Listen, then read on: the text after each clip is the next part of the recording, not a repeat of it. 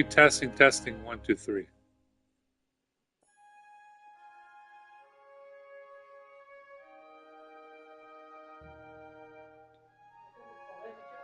Testing, testing, 1, 2, 3. Testing, testing, 1, 2, 3. Testing, testing, 1, 2, 3. Testing, testing, 1, 2, 3.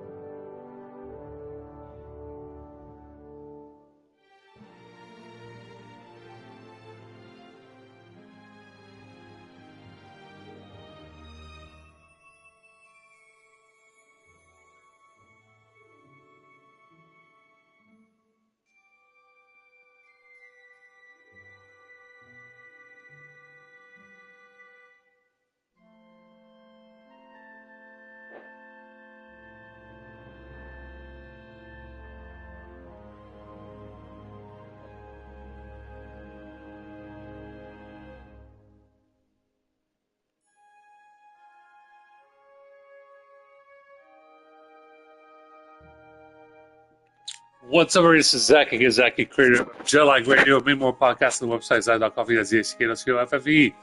Everything's on the website, Zach.coffee. The podcasts are available at lovefrenzy.co. If you go to lovefrenzy.co, that takes you to my Spotify page, and you can see all of my podcasts in there. If you have trouble accessing all the podcasts, some of the links are available on the website, including the Collector's Edition, which is all the Collector's Edition of Jellag Radio. As you know, the max number of music you can put on a Spotify playlist is 10,000 songs, so I have about 7 playlists that have 10,000 songs each.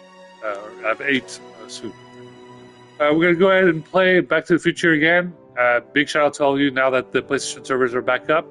And yeah, let's go ahead and play episode 5. So this is episode 5. This is the last episode.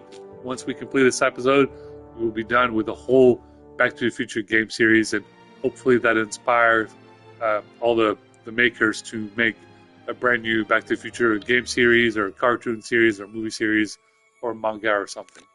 But let's go ahead and let's immediately jump into this and let's see what we see.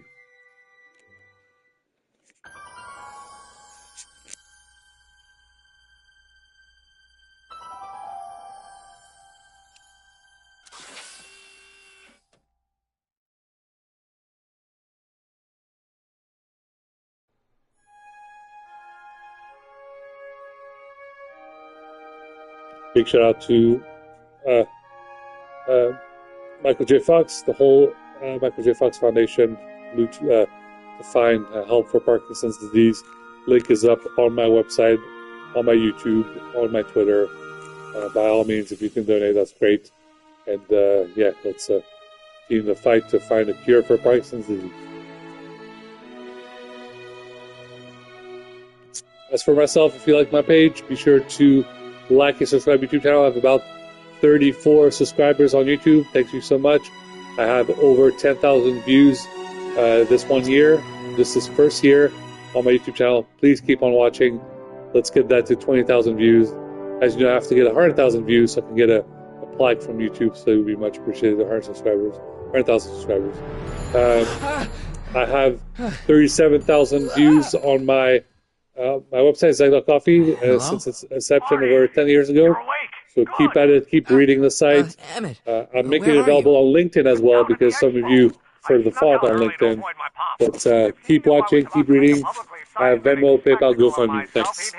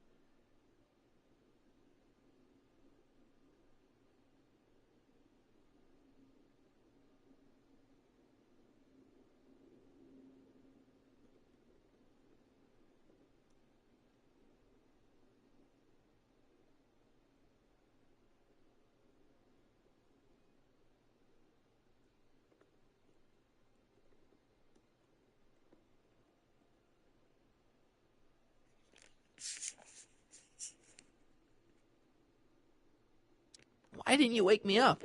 I tried to give you a nudge before I left, but you were practically comatose. How long has it been since you slept? Aside from being knocked unconscious, I'm not really sure. Anyway, I left you back at the lab to perform an important mission. On the table next to my law books, there's a device plugged into the wall. I think I see it. Is it glowing? Yeah, is that good? Good? It's fantastic! Glowing means my static accumulator is charged up and ready for action. Bring it down to the high school and we'll... Damn! What? It's Edna! But... Okay, Emmett. One static accumulator coming up.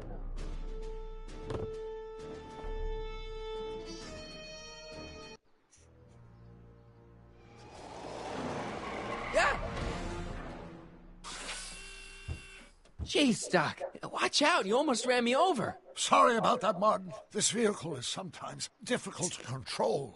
Yeah. Hey, are you okay? After that argument about Emmett last night... I'm fine. Thank you for asking.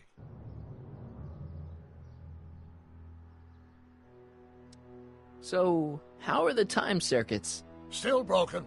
I've got a few ideas, but I'm occupied with other problems today. So is that what I'm destined to build for the expo? Yeah, it's a static accumulator. Emmett spent all night building it. Turned out he didn't really need to see Frankenstein after all. He just needed a little push. And some lightning. Fascinating. I also had an epiphany last night. Doc?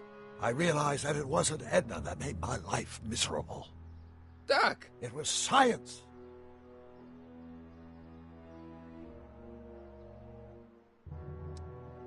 You can't want Emmett back with Edna. She used you to turn Hill Valley into a police state. She used my science to turn Hill Valley into a police state. But if I don't become a scientist, she'll never get the chance to vent her crazier ambitions. You can't give up science. You love science. Correction. My younger self loves science. But if Emmett doesn't go through with a demonstration at the expo, his dreams of being a scientist will dim just enough for Edna to step back into his life and steer him down another path. Another path? What other path? I don't know. Architecture, automobile repair, taxidermy. Maybe I'll even pursue a life in law like my father always wanted. As long as Emmett steers clear of science, Edna and I will be free to be happy together. Doc, I'm begging you. You haven't thought this through. Haven't I? I guess we'll both find out. One thing's for sure. Emmett Brown's life will be a whole lot less complicated without a time machine in it. No! Ah! What the hell? Where'd it go?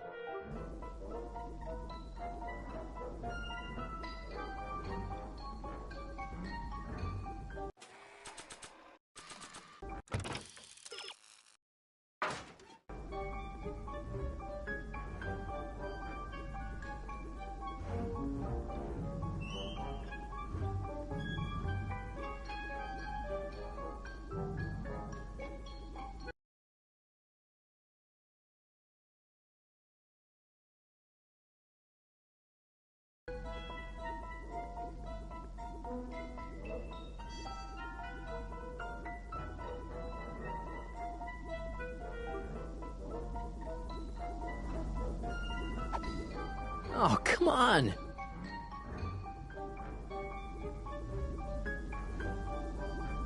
Here, little static thingy.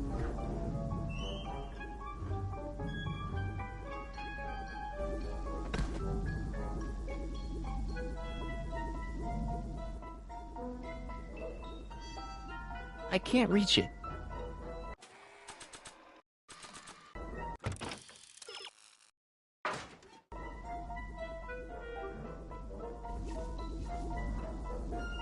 I can't reach it. I can't reach it. Gotcha! Whoa!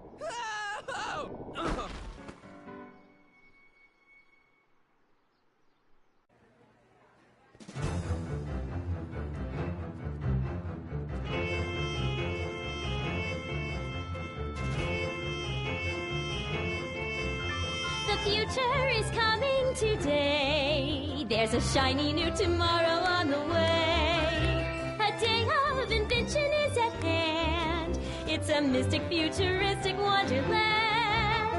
Just around the bend, my friend, you'll see a dream or two. If you care to dream and dare to dream, your dreams can all come true. There's a world of wondrous wonder on display, because the future is coming today. Not bad, eh? Not bad at all, but I thought you fired her. I found a loophole. What kind of loophole? Just a loophole. You're not the only one who's allowed to have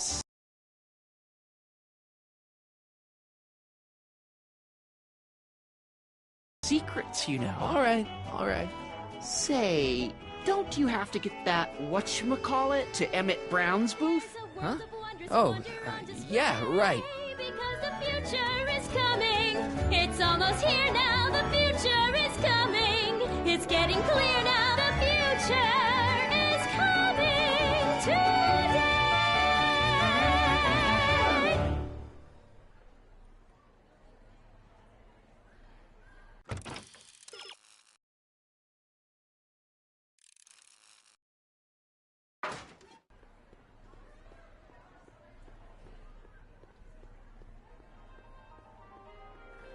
And here he comes, right on cue. No doubt he'll try to talk you out of it, Detective, but you mustn't let your resolution waver. Hello, Callahan. Where's Emmett? What? Is he missing? Don't you recognize a ploy when you see one? Now, do your duty.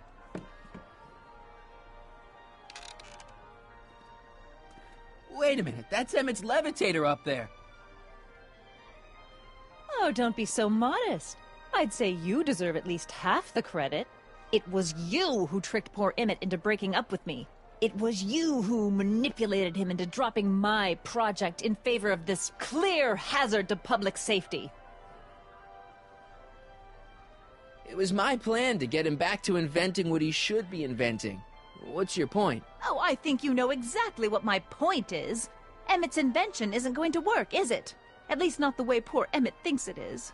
How do you know this? I had a very interesting chat with Carl Sagan last night. I found out who Harry Callahan really is, and where he comes from. Is there something you want to tell me, Harry? Why don't you call him by his real name? Yakov Smirnov. Thanks a lot, Doc. An anarchist! A foreign agitator bent on sowing chaos and destruction in the Hill Valley Expo! Annie, you don't believe any of this bullshit, do you? Sorry, Yakov, but I really don't have a choice. Very good. And now, arrest this subversive.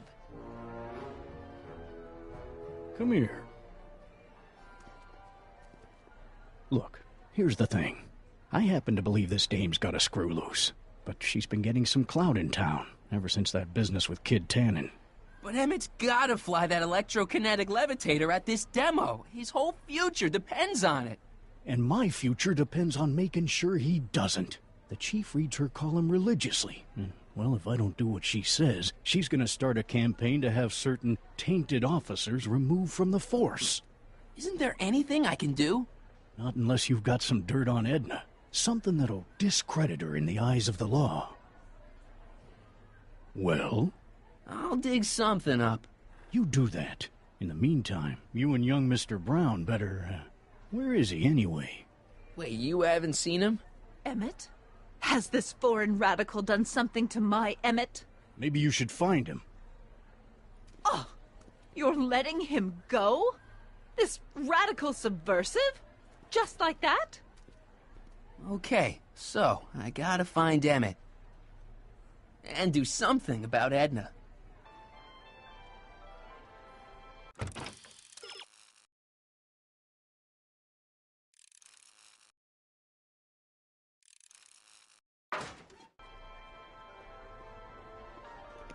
Alright, we're gonna have to visit the whole expo.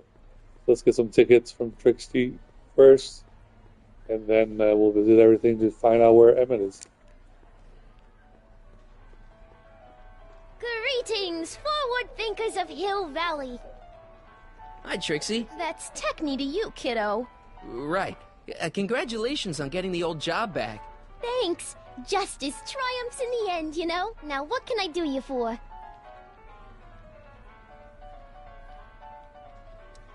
You seen Emmett around? I'm kinda worried that he's not at his booth. Let me think. Yeah. He wandered down that way a little while ago. He was talking real intense with another guy. Older guy? Looked a lot like Emmett in the face? Yeah. Uncle or something? Or something. So, which exhibits do you recommend?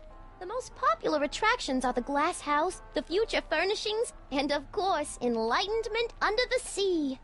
You know who that is under the diving helmet? That's Jacques Duteau himself. Of course, you need to get tickets if you want to see the main attractions. How much are tickets? Aw, put your money away. Here, you're kinda like family now, you know? Thanks. Look, Emmett's demonstration has hit a snag or two. Can you delay his act for a while? Let someone else go before him? Sorry, I don't set the roster, and they won't let me change it.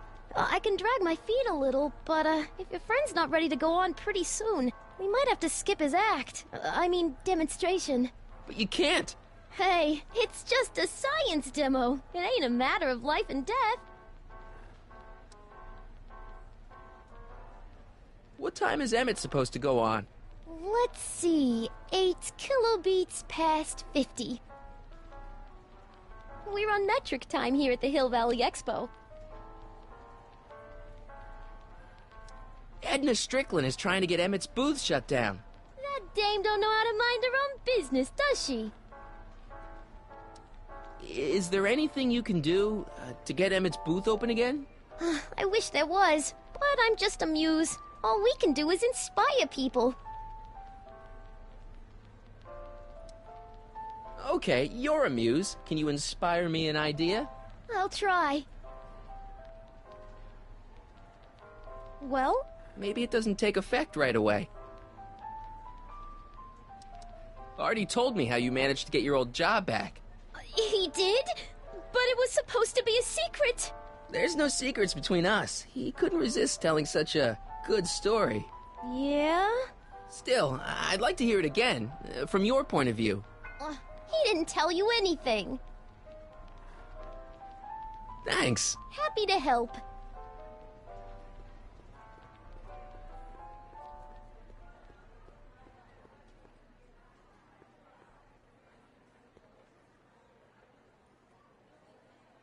Come on, Emmett, where are you? Emmett's gonna fly his electrokinetic levitator, and he's gonna do it today.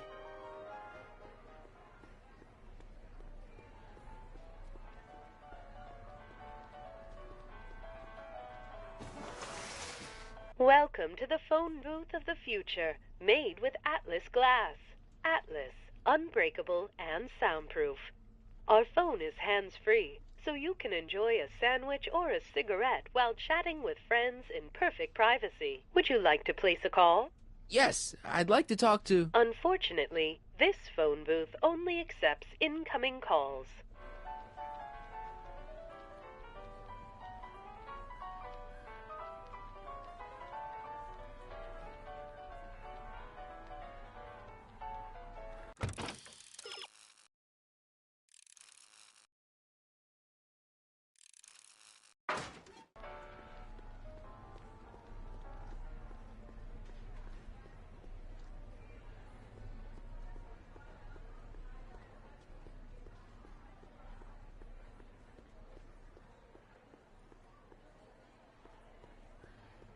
Algae cakes! Enlightenment awaits you under the... Excuse me, Mr... Duteau, Jacques Duteau, at your service. I'm looking for a friend of mine, Emmett Brown. Tall young guy, reddish-brown hair. A distracted look? That's him.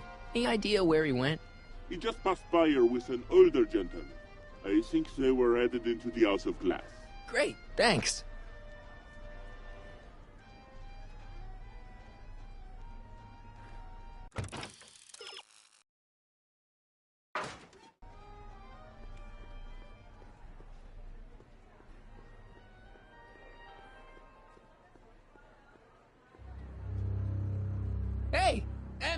out of there. Don't listen to him.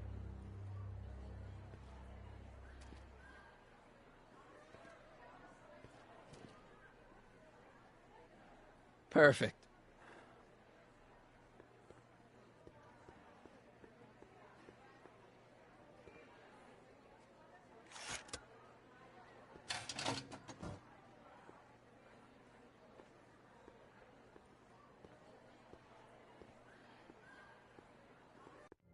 Welcome to the Atlas House of Glass, the future of domestic life.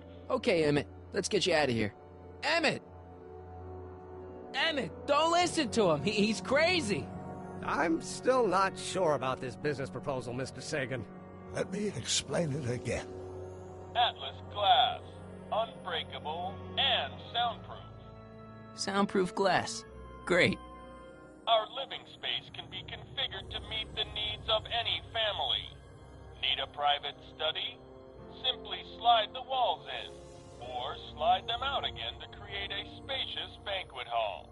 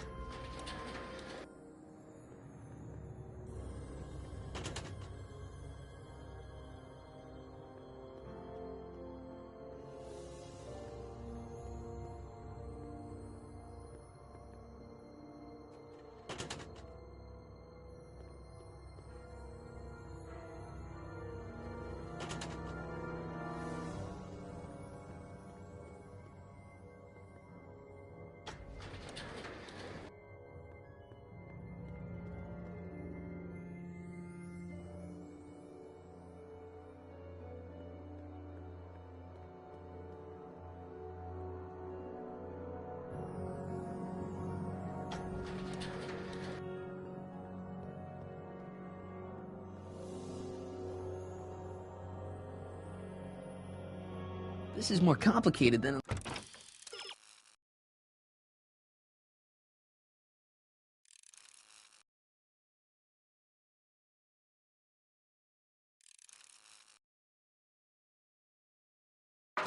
looks. When I moved that first wall, I opened one passage, but I blocked another.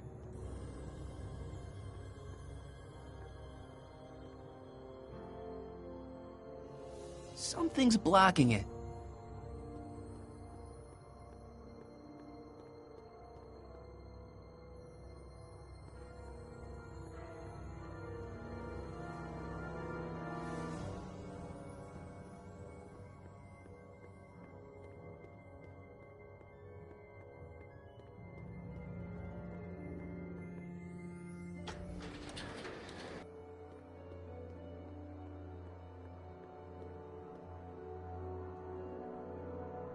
It won't slide open.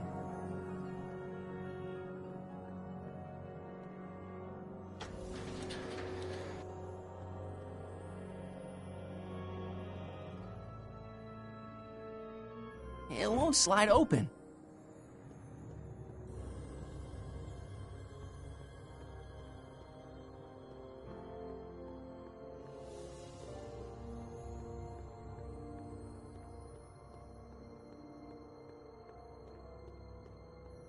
When I moved that first wall, I opened one passage, but...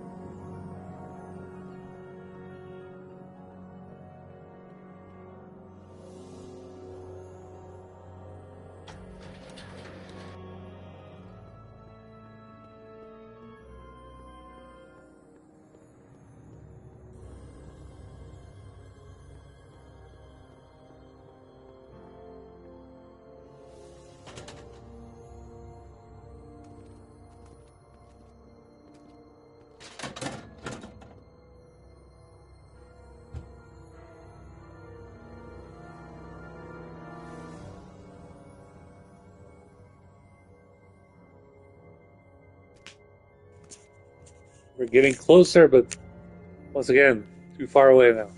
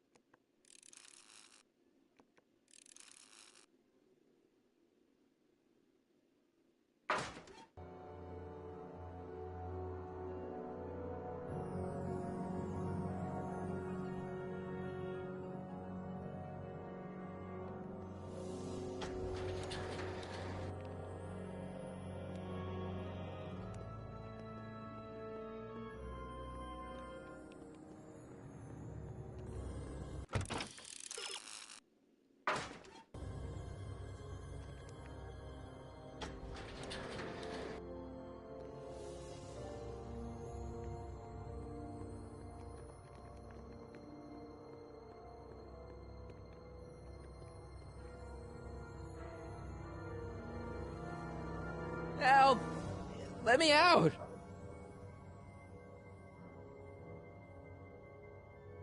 You know, there's something to be said for breakable glass.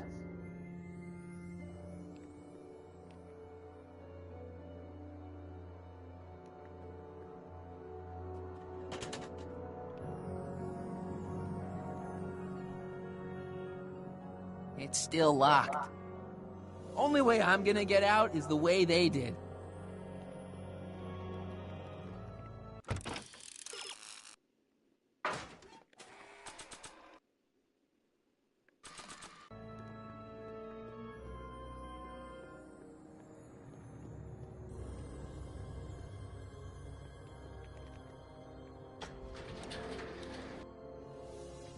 When I moved that first wall, it won't slide open.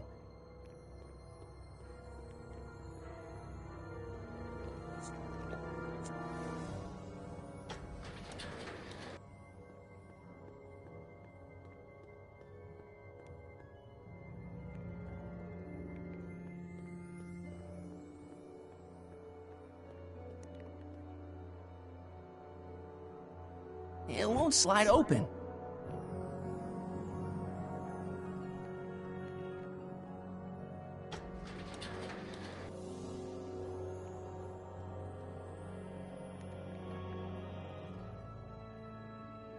It won't slide open.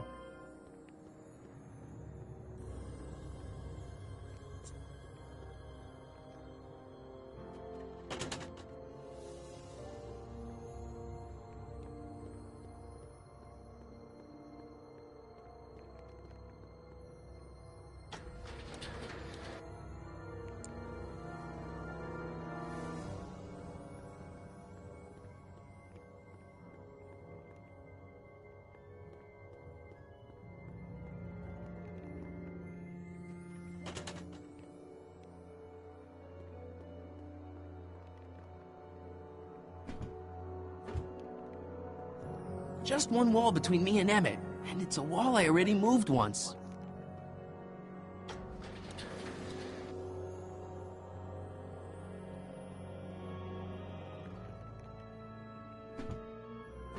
Something's blocking it.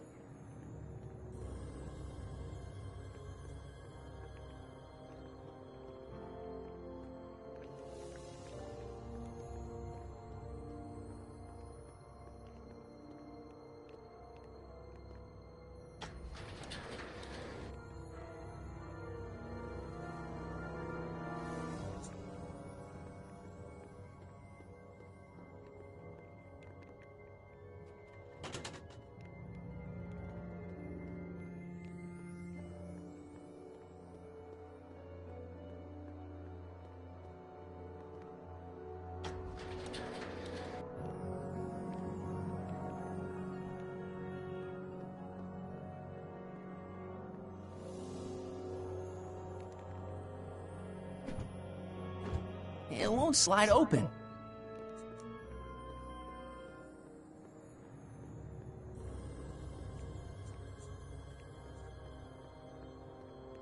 Just one wall between me.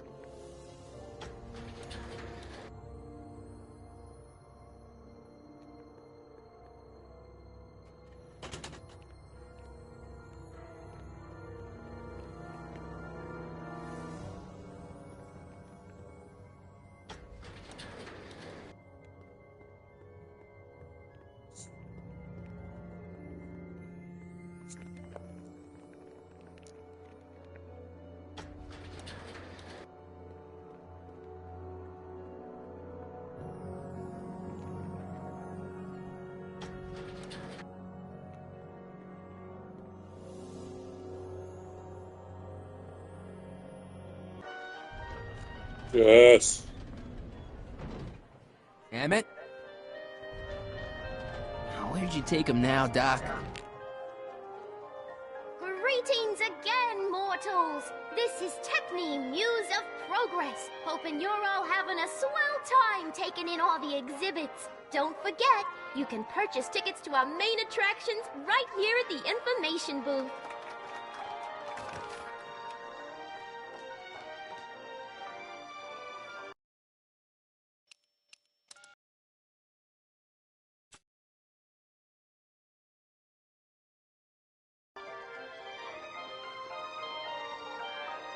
A fully equipped home entertainment center. So, where's the ColecoVision? In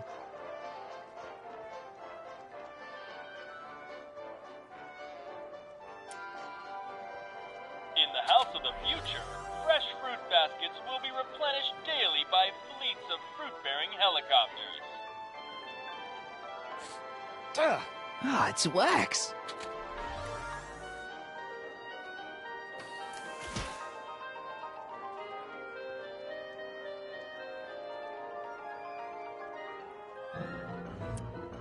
In the House of the Future, phone conversations will be completed in the privacy of the personal phone helmet. Hey! Please recite the phone number you wish to dial, or say hang up to terminate your phone helmet experience. Klondike 4385. Brown residence. Hey, Hampton. How's it hanging? This is Marty, Emmett's friend. Is he there? Not at the moment. I'm afraid he's off on one of his little adventures. Thanks. Bye. Farewell. Conversation terminated.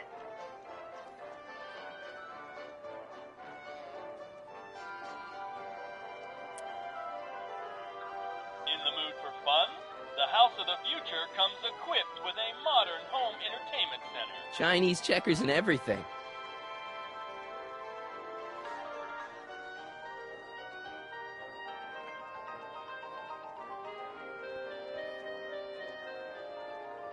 This plant doesn't belong here. There's nothing futuristic about it.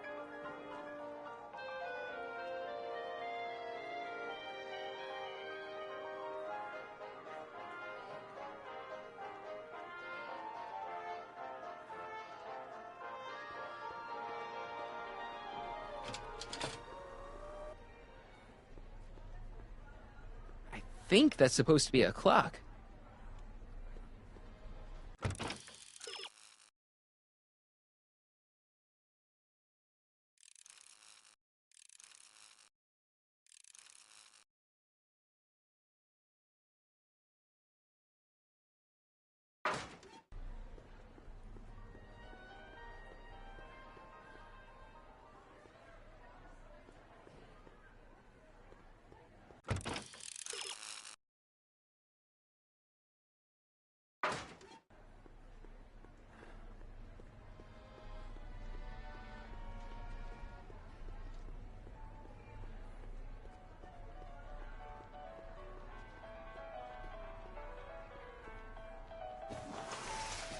Would you like to place a call? Yes, I'd like to talk to... Unfortunately, this phone booth only accepts incoming calls.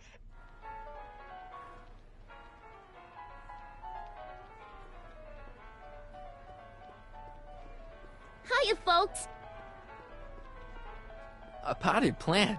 What's this got to do with law enforcement? A potted plant? What's this got to do with law enforcement? It's a bug. No, a plant, but it's got a wire recorder hidden inside, see? If we could have got one of these into Tannen's speakeasy, and if he's the kind of guy who talks to plants, we could have busted him a lot earlier.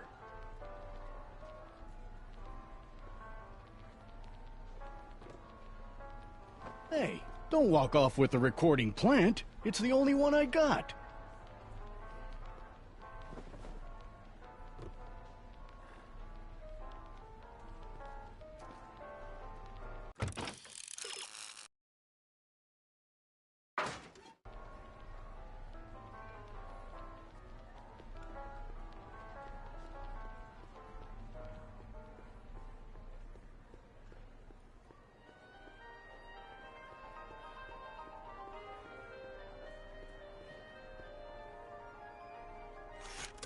Welcome to the world of tomorrow, where a man's home is truly his castle.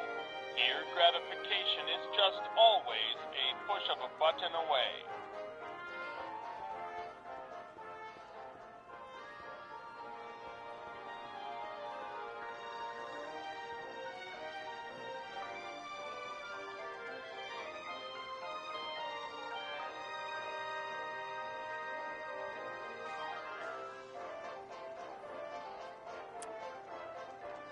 In the house of the future, fresh fruit baskets will be replenished daily by fleets of fruit-bearing helicopters.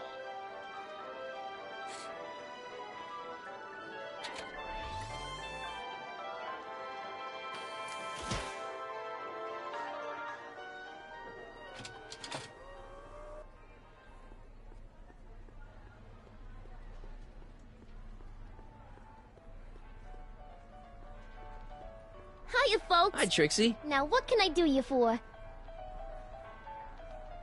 Did Emmett come through here with Carl Sagan? Sorry. Thanks. Act casual. He's coming back. Danny, can I talk to Edna for a minute? Be my guest. I'd like a couple minutes of quiet. What's this about? What'd you do with Emmett, Edna? What are you talking about? You're the one who's trying to ruin his life. Believe it or not, I'm the one trying to save it. From what? From you, mostly. Why'd you go and get Emmett's invention sealed up like that? I had no choice. Once Mr. Sagan told me about your attempts to radicalize my poor Emmett, I knew I had to stop him from going through with your dangerous invention. But it's his invention, and it's not dangerous. Okay, maybe it's a little dangerous, but only to him. That's for the authorities to decide.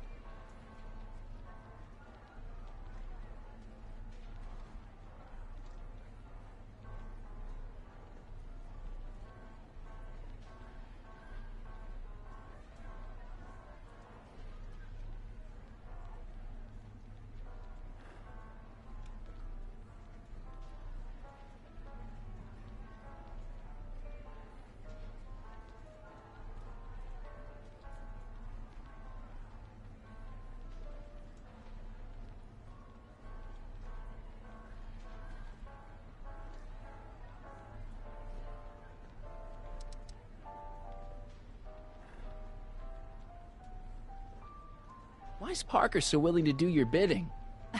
Well, the good detective knows that he owes his current rise through the ranks to my reporting on his behalf. Oh. He also knows that I could just as easily pen an exposé about his previous nights of drunken debauchery and evidence tampering. You're blackmailing him? Reporters don't blackmail, Mr. Smirnoff. We look out for the public interest. I know your deep, dark secret. Secret? What secret?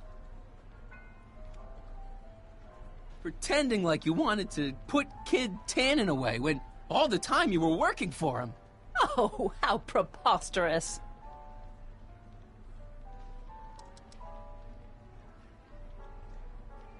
Have Have you seen Mr. Sagan around here anywhere? No, and I wouldn't tell you if I had. He's more than a little scared of your anarchistic tendencies.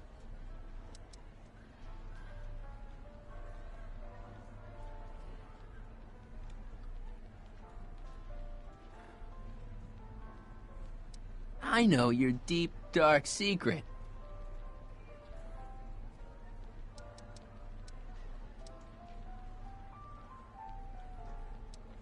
Those charities you were working for, they were all just a front. So you could wriggle your way into those orphanages and... And steal their piggy banks? Right.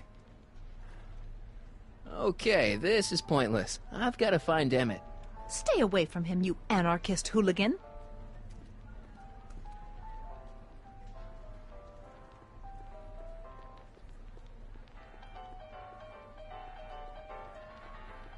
Hi, Trixie. Now what can I do you for?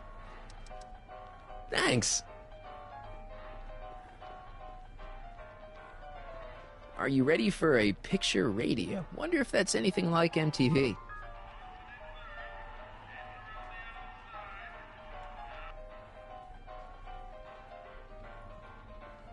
Oh, hello, Smirnoff. The amazing inebriomatic. Well, from what the boys in the lab tell me, someday we'll be able to tell whether people have been drinking just by breathing into a machine like this. Try it out. I don't think so. The electro-pacifier. Amazing, isn't it? They say one day we'll be able to stun fleeing criminals by shocking them at a distance. Does it work? Nah, it's just a model. Well, speak of the devil. No, there was something else I... Hiya, folks.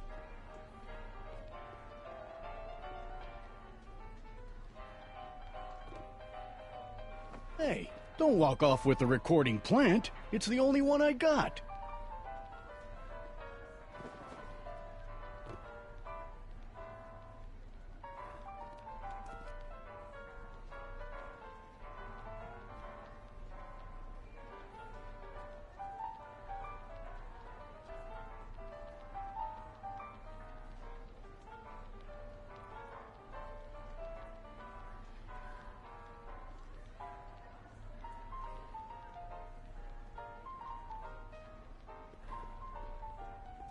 Now, can you please leave me alone to do my job? In a minute, I'm not quite through yet.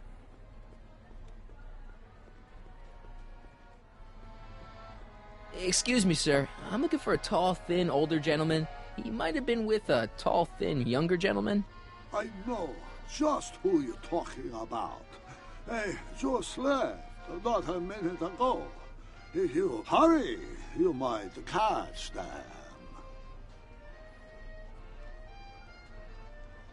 Take off your helmet. I prefer to leave it on. The inland air is difficult on my sinuses. I know you're in there, Doc. Doc?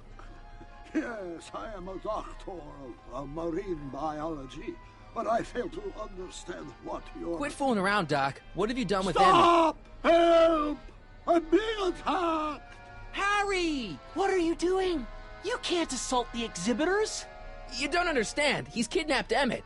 The boy's obviously confused. I'll say he is. You want I should toss him out on his ear? That won't be necessary. Do you know who that is? That's Jacques Duteau of the Oceanic Institute. No, it's not. It's... Please, keep it down. The Expo went through a lot of trouble and expense to secure Professor Duteau. We can't afford to antagonize him. But if you've got a complaint against him, we can straighten it out after the show. But if you make another scene like that, I'm afraid I'm going to have you expelled from the hall.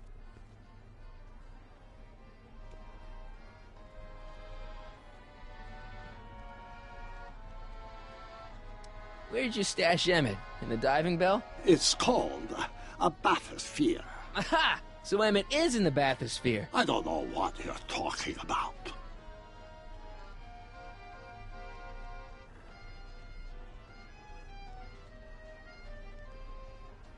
I think I'm going to take a closer look at that bathysphere. Not without a ticket, I'm afraid, sir. Hey! Is this guy trying to bum a free ride? No. See that you don't. Feels good to be on the right side of the law.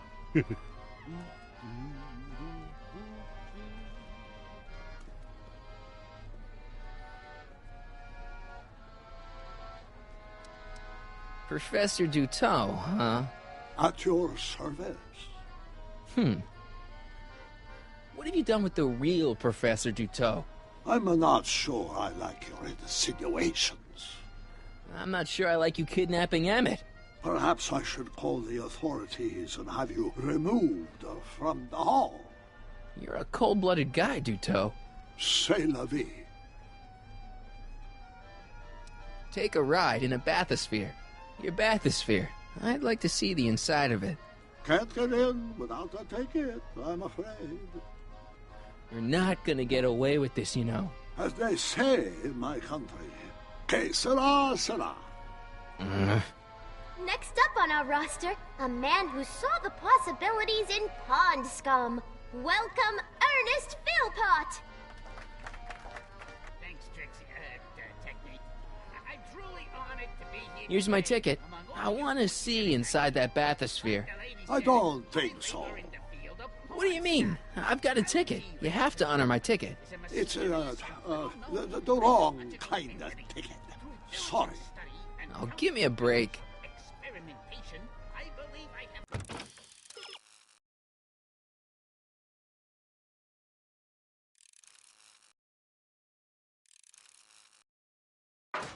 Unlock the secrets of this noble vegetable, and I am here to present my discoveries to a disbelieving world.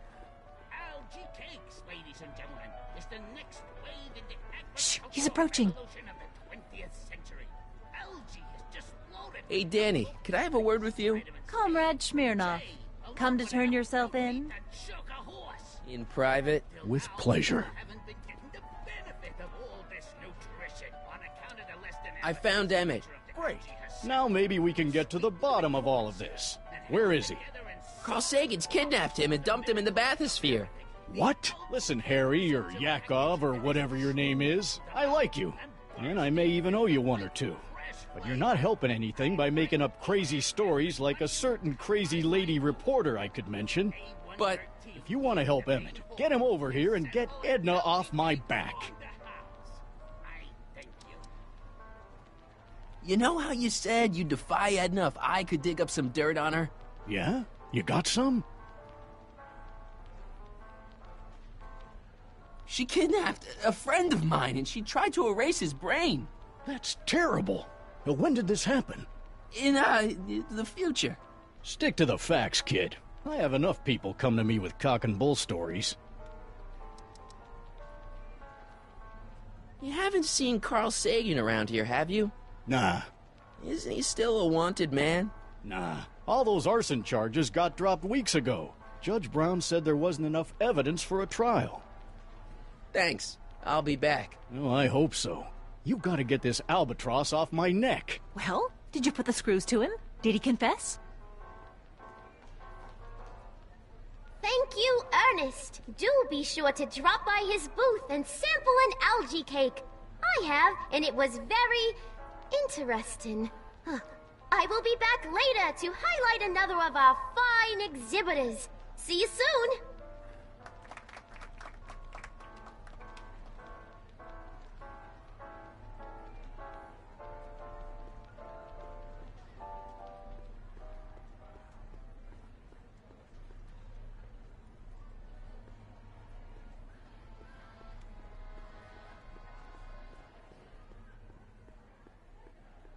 Convention special! Hey, Artie, what do you think? Quite a setup, huh? The expo? Sure, but I was wondering. That's Carl Sagan in the deep-sea diving suit, and he's holding Emmett captive in the bathysphere.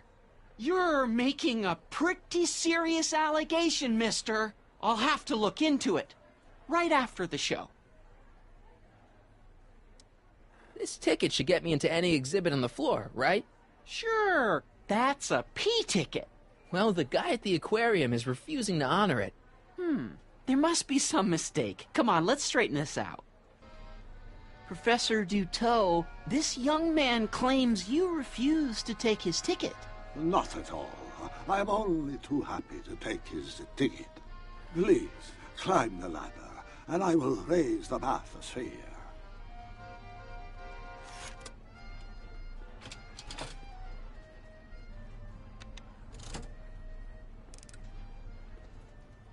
Mon Dieu! What is the matter? The gears, they must have become stuck. I am afraid I cannot raise the bathysphere at this moment. What a shame. Yes, tisk. Well, I will work on the problem. Perhaps if you come back later. All right, we have to deal with Emmett soon. Please. Because if we don't, he's going to have to do his I'll wait. His exhibition at the front of the expo, and it's going to be too late, so we have to hurry up.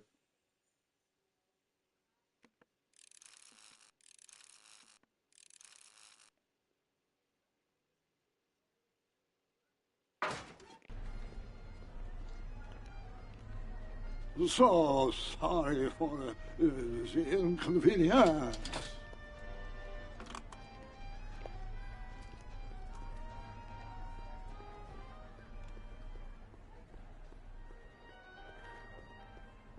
I still can't tell what time it is, but I know it's getting late.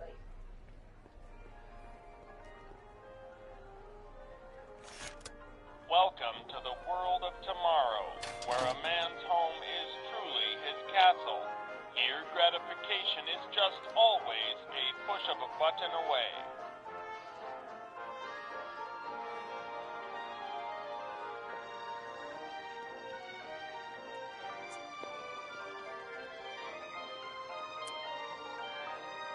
In the mood for fun? The House of the Future comes equipped with a modern home entertainment center.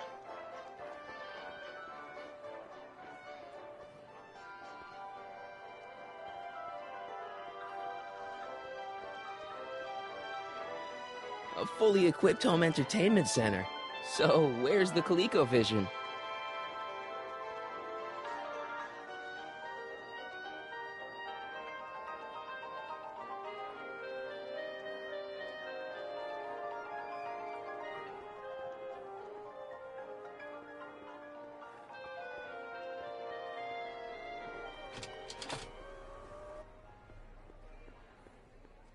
As long as Edna's got clout, Emmett's booth is gonna stay closed. What's it gonna take to get her to lose her clout?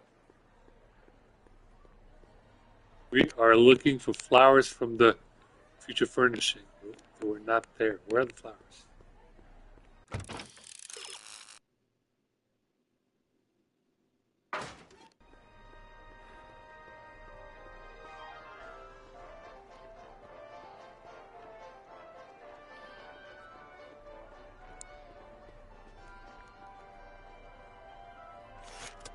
Welcome to the world of tomorrow, where a man's home is truly his castle.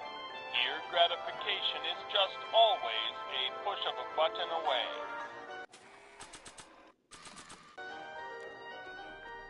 Alright, we have the flowers. It's time to swap them. Let's hurry.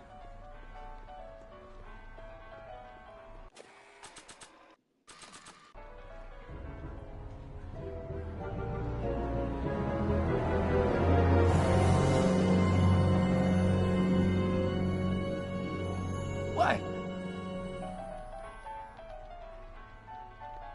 The next exhibitor on our list is Officer Danny Parker of the Hill Valley Police Force. Officer Parker is going to demonstrate a few of the many marvelous tools that our boys in blue will soon have at their disposal. The criminal element has truly met his match today. Officer Parker? It seems our next exhibitor is unavoidably detained, but I'm sure his presentation would have been both enlightening and exciting. How about a round of applause just for the heck of it?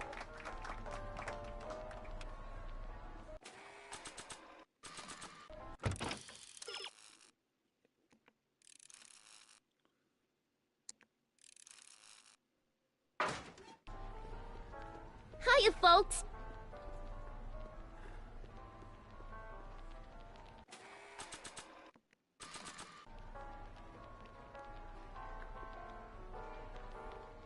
Okay, call me a snoop. Alright, we're making progress.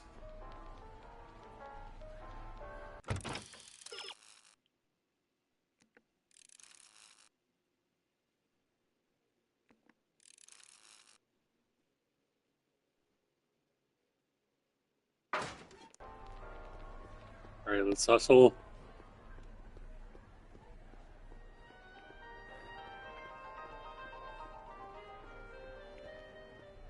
I think I'm running out of time.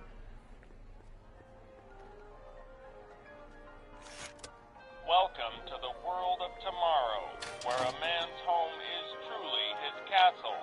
Here, gratification is just always a push of a button away.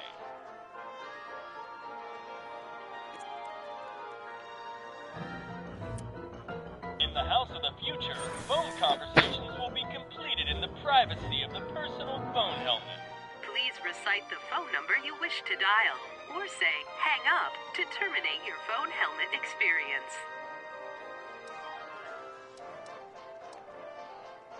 Klondike 4253. Hill Valley Expo, where the future is coming today. This is Techni Muse of Progress. To whom am I speaking?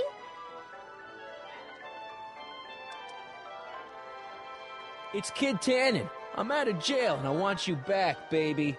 I don't know who you are or why you're doing that horrible impersonation of Kid, but that part of my life is over. I've gone legit. Conversation terminated. Good for you, Trixie.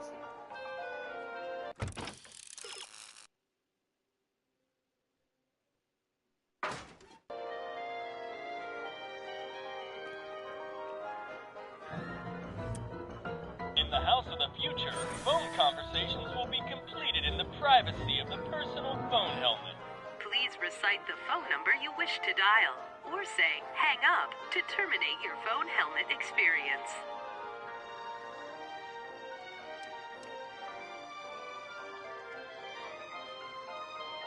Klondike 4253. Hill Valley Expo, Techni For speaking. some reason, Trixie is going in it. This is Anthony. I'm looking for a friend of mine, Mr. Closeoff. Close off? Yes, first name Oliver. Oliver Close-Off? Listen, kid, I didn't just fall off the poutine truck. Who is this really? Hang up.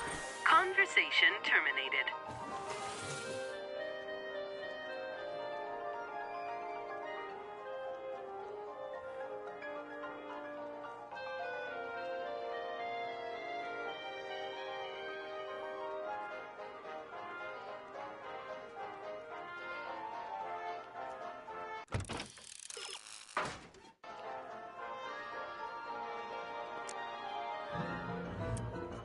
In the house of the future, phone conversations will be completed in the privacy of the personal phone helmet.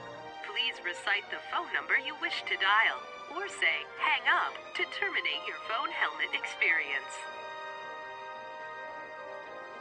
Klondike 4385. Brown residence. Hey, Hampton. How's it hanging? This is Marty, Emmett's friend. Is he there?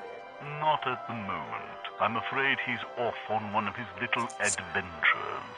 Thanks. Bye. Farewell. Conversation terminated.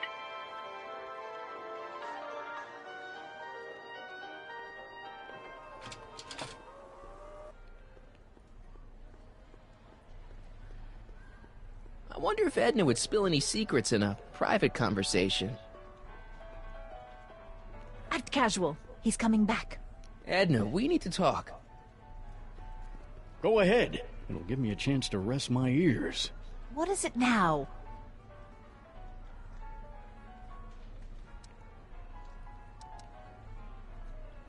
Did you see? Trixie Trotter got her old job back. Oh, I know! I tried to have it out with Arthur McFly, but he refuses to explain himself. Apparently, he discovered some sort of loophole that allows that Canadian to retain her position. Well, the Ladies' Decency Society shall hear about this. Make no mistake.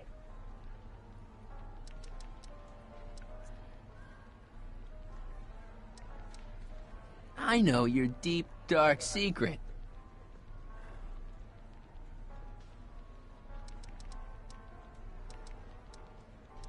You know, what you were whispering about with Carl Sagan yesterday. You overheard? Sure I did. And you did a really lousy job at, burying the body. Oh, you didn't hear a thing. What I was talking about with Carl Sagan is between me and Carl Sagan. Okay, this is pointless. I've got to find Emmett. Stay away from him, you anarchist hooligan.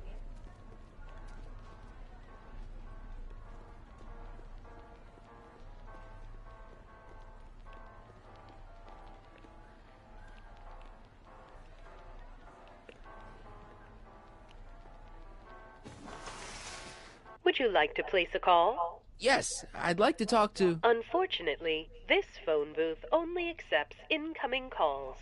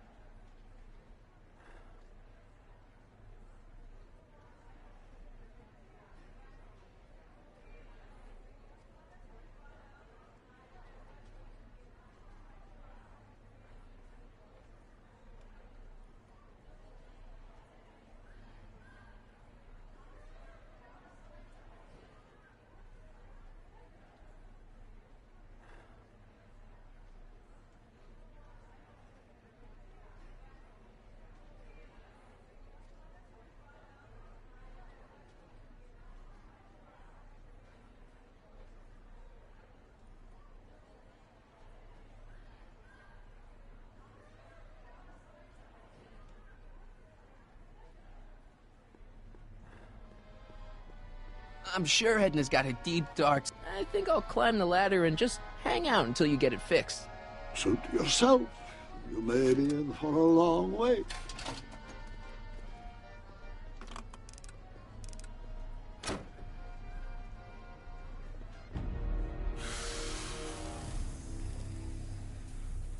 Step back!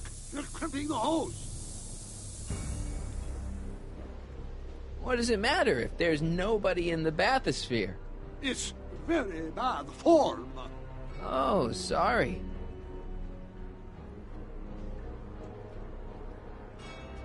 It's an old nautical superstition. A crimped hose means imminent doom. It does if there's somebody inside the bathysphere, but I thought you said there wasn't anybody in the bathysphere. There's not.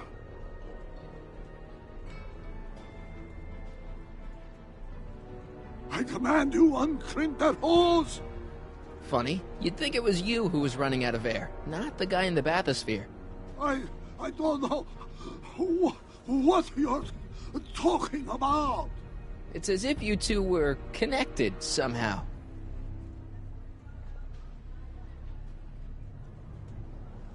Step off the hose! Raise the bathysphere, Doc. I won't do it! Then neither will I.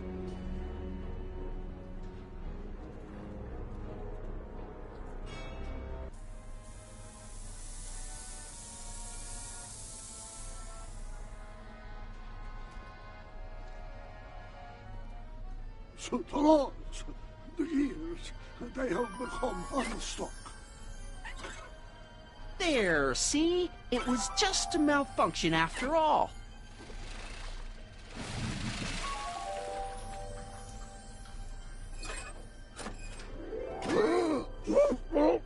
Let's get you out of there. Emmett Brown? Then it was true. Hey, you. Hey, he just took that guy's wallet. I think he took his wallet. Oh, remind me not to become an oceanographer. I guess I must have a touch of claustrophobia. Never should have gone in there. Well, we've all got problems. Now, you'd better get back to your booth Funny before... thing is, I don't even remember going in there. Last thing I recall, I was in the glass house talking to Carl Sagan. Did you know he's really a scientist? I'd heard. What did he say to you? Oh, he had some sort of spur-of-the-moment business proposition. It was all very rush. I never got the details. It would have meant leaving before the expo was over, so I told him that... Say, where'd he go? Do you know? Carl Sagan? He had to leave. One of his experiments blew up on him. Oh, I know how that is. What's this? Oh, yeah. Edna made Detective Parker shut down your booth. He says he can't go against her. Oh, yeah? Unless we dig up some dirt that'll discredit her in the eyes of the law. So that's what we'll do.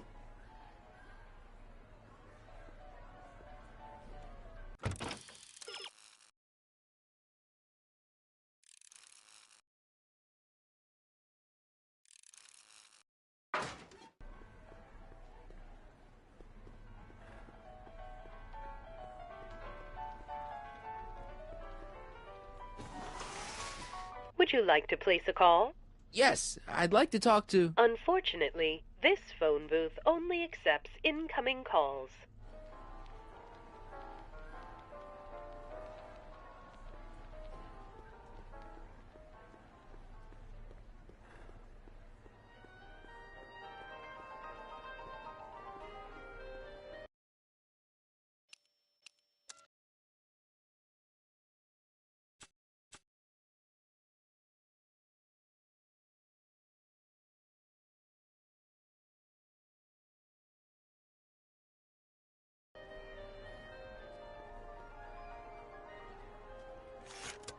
Welcome to the world of tomorrow, where a man's home is truly his castle. Here, gratification is just always a push of a button away.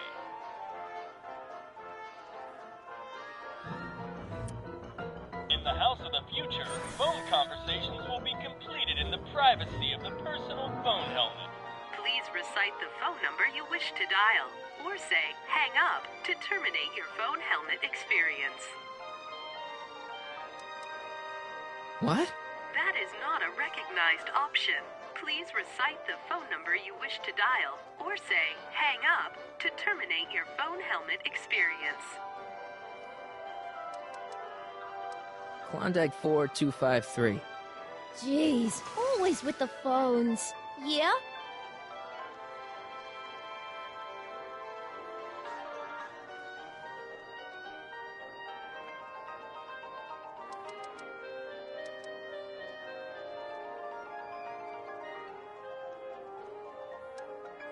Hey, Trixie, it's me, Harry. Oh, hi. What can I do for you?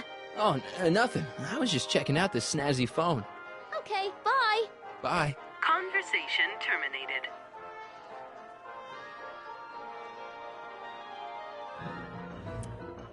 In the house of the future, phone conversations will be completed in the privacy of the personal phone helmet. Please recite the phone number you wish to dial, or say, hang up, to terminate your phone helmet experience. Klondike 4253. Jeez, always with the phones. Yeah? It's Kid Tannen. I'm out of jail and I want you back, baby. I don't know who you are or why you're doing that horrible impersonation of Kid, but that part of my life is over. I've gone legit. Conversation terminated. Good for you, Trixie. Alright, we have to get Trixie out of that location so we can get... I'm sure Edna's got a deep, dark secret. I wish she'd go ahead and confess already. So let's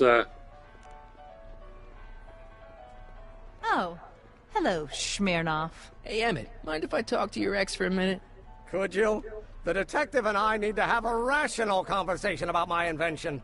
Are you implying that I'm irrational? Come on, Edna.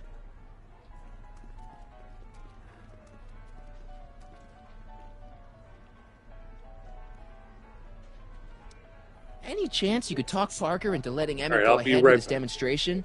None whatsoever. And as long as I'm here, that contraption of yours is grounded.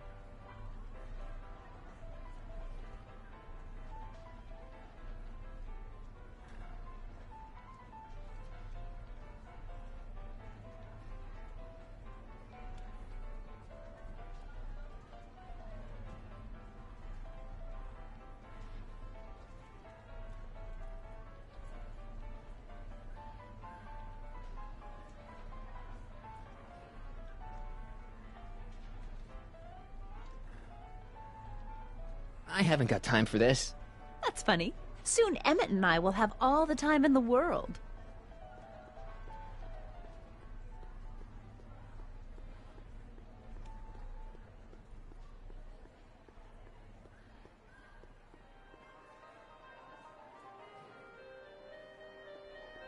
Emmett's gonna fly his electrokinetic levitator, and he's gonna do it today.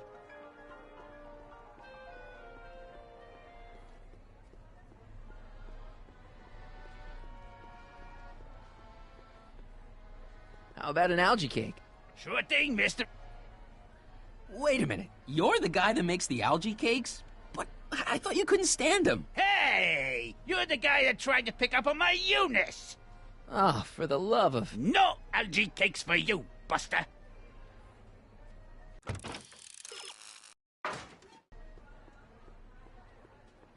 Hey, Artie. Is there any way you can delay Emmett's demo? He ran into some last-minute turbulence. Emmett's already pushed his luck by substituting this electrokinetic what's-this for the mental alignment meter he was supposed to be showing. I can't alter his place on the roster, too. The board would get the idea I was showing favoritism. Edna Strickland got Officer Parker to close Emmett's booth down. What? Why? She claims his invention is dangerous. Is it? That's not the point.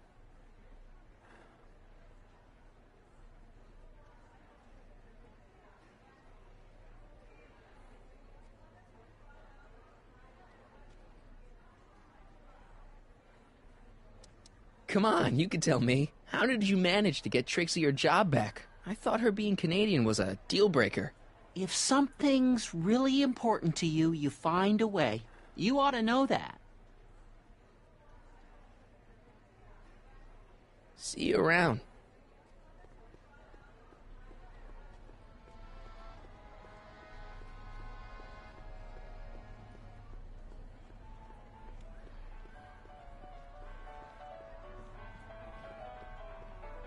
Hi, Trixie. Now what can I do you for? Did you see me rescue Emmett from that bathysphere? Yeah, you mean to tell me Carl Sagan stuck him in that thing? Uh-huh. Right under my nose. Some goddess I turned out to be. Well, anyway, he looks okay now.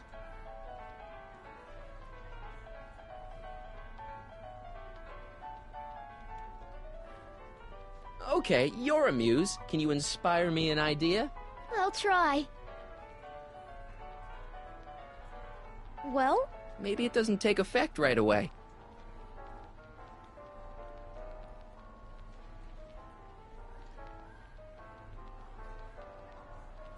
Come on, Trixie. I'm dying to know how you got the job back. You won't hear it from me. I don't talk out of turn.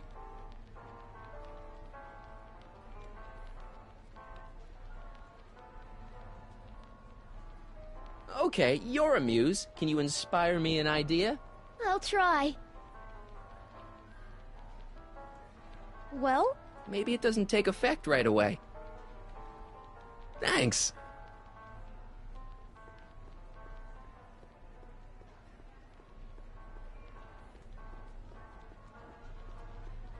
Oh, hello, Smirnoff. Excuse me. Marty! Harry! Smirnoff! I just want to talk to Detective Parker.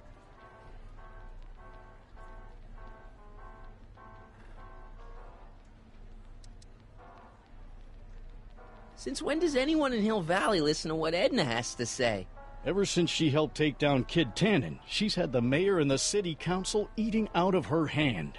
I'd be an idiot to ignore her, especially with my, alcohol-heavy background. Boy, I wish I could catch her jaywalking or something. I'd throw the book at her. Yeah, but you never catch a dame like that breaking the law, darn it.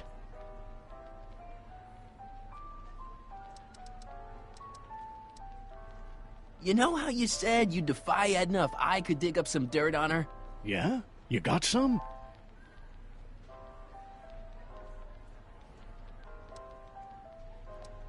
I saw her whispering about something with Carl Sagan outside the expo yesterday. Do you know what they were whispering about? No, but she looked really guilty. I need something more solid than that, I'm afraid.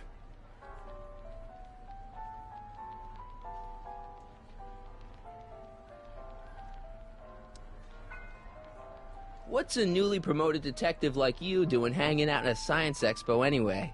Are you kidding me? This is a great assignment. I get to sit around all day playing with nifty new crime-fighting gadgets, like this. What does that do? Hell if I know.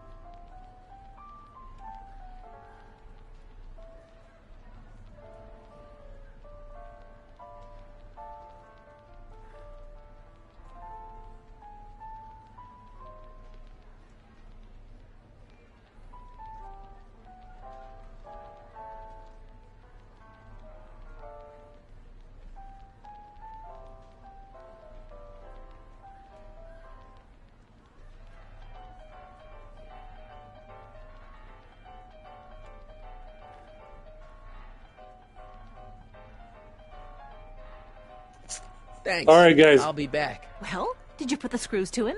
Did he confess? Finally figured it out. Let's go back here.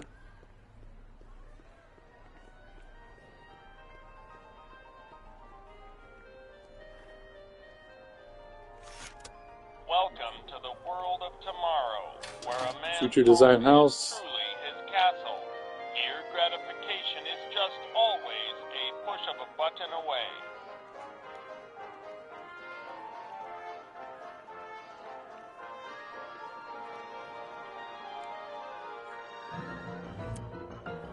We have to use the phone booth. Will be completed in the privacy of the personal phone helmet.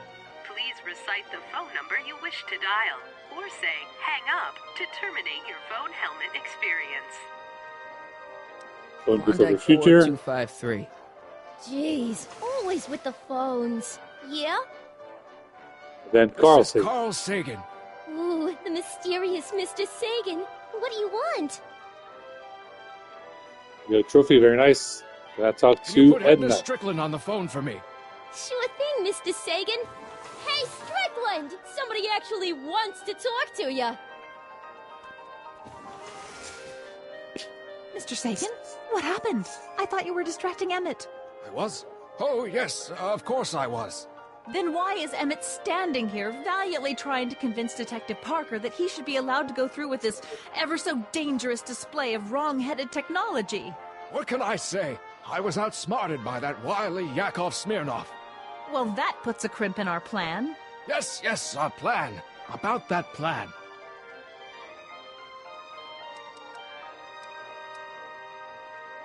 Regarding, you know what? You know what? The little matter we were whispering about yesterday.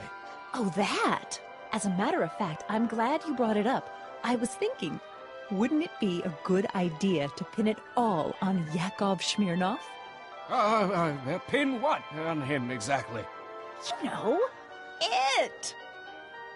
Oh, I get it. You're still sore about going to jail. That was the dog's fault. If he hadn't come glumping up to me right after I started the fire, I could have gotten clean away, and I never would have had to divert suspicion to you. She's the speakeasy arsonist. Carl, is somebody with you? No, it's just you and me. You know, I don't think I ever asked you why you burned down all those speakeasies. Why? Because no one else was doing anything about them. Every night they'd open up their doors serving illegal drinks and loose women, flaunting their depravity to the world, and the authorities did nothing. So I did what any right-thinking, rock-willed woman would do. I took action. Oh, and such a gorgeous action it was, too. The fires were so beautiful. The alcohol made them go up in such pretty blue flames. Where was I? You were explaining why you burned down the speakeasies. Yes. Did you find my answer to your liking? It was very revealing. Hang up. What? Conversation terminated. Jeez, Edna was always a loon. I hope that confession's good enough for Parker.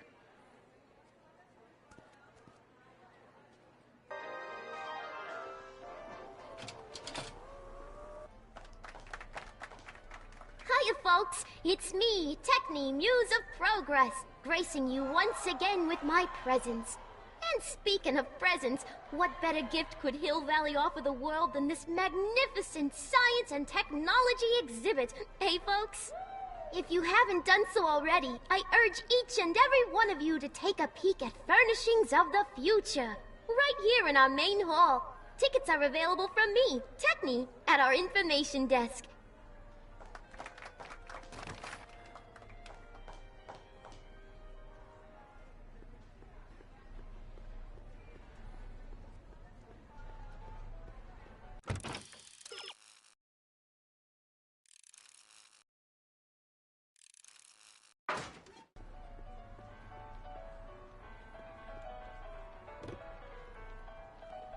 You know, I don't think I ever asked you why you burned down all those speakeasies. I think a lot of people are going to be interested in that answer.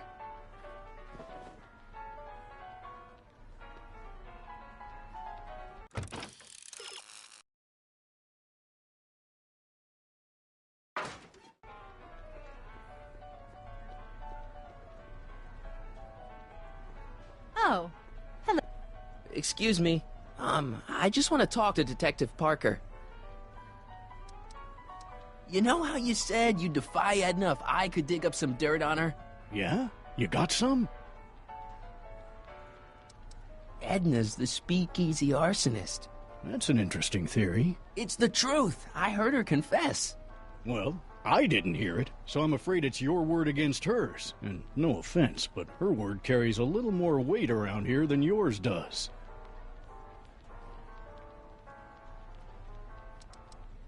Thanks. I'll be back. Well, did you put the screws to him? Did he confess? Oh, hello. Hey, Danny. Do you mind, comrade? I'm busy trying to keep Emmett from letting you lead him into the biggest mistake of his life. Mistake? My biggest mistake was... This'll only take a minute. Our plant recorder! It's not a good idea to steal police property, you know. Listen. You know, I don't think I ever asked you why you burned down all those speakeasies. Why? Because no one else was doing anything about them. Edna? You're the arsonist? Detective Parker, surely you're not going to believe this crudely manufactured forgery of a recording. I'm not sure what to believe, ma'am. But based on this crudely manufactured forgery, I'm afraid I'm going to have to ask you to come down to the station to answer a few questions about your whereabouts on the night of the speakeasy fires. Emmett? You're on your own, darling. Oh, very well. Heavens, what's that? You know, one of these days I should really stop falling for that. Not to sound callous, but does this mean I can demonstrate my invention? Let's take that as a yes.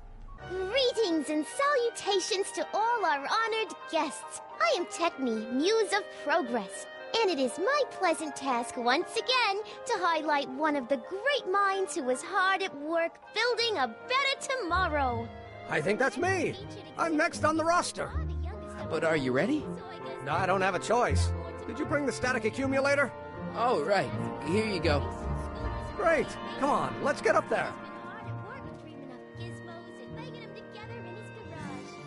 And who knows? One of this kid's gizmos just might take off and change the life of everybody in town. Could it be the very thing he's brought to share with us today? That ought to do it. Are the block bearings all in the raised position? Block bearings. Raised position. Check. Then it looks like all systems are go. Wish me luck. I don't have to. Ladies and gentlemen, I give you Emmett Brown! Objection! Objection, Your Honor! I hereby demand that the scientific demonstration of one Emmett Letter Brown be terminated and forfeit by reason of insanity. I declare him to be in contempt of me, his father. Where is he? Hand him over this instant!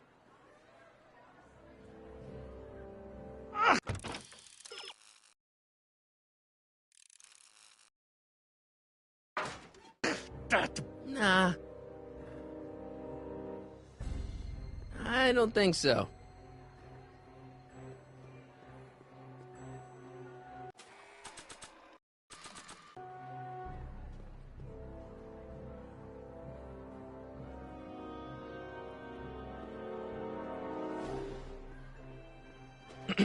You don't think you can shelter him? Come on, Mr. Judge, sir. You're kind of making a scene here. Wrong. I am stopping my son from making a scene here. Don't antagonize him. Well, if you're not going to say anything... So he is up there with you? Thanks a lot. Son, I order you to come down from there this second. Fear! Emmett. I'm not talking to him. There's no point. So, what's your plan? I just stand here like this indefinitely. After a few centuries, the process of petrification will set in, and that'll be that. Okay, that is a plan. Maybe he'll give you a fair chance to explain yourself. He is a judge, after all. Yes, a judge who's already passed sentence. He won't listen to me. He never has. I'll be right back.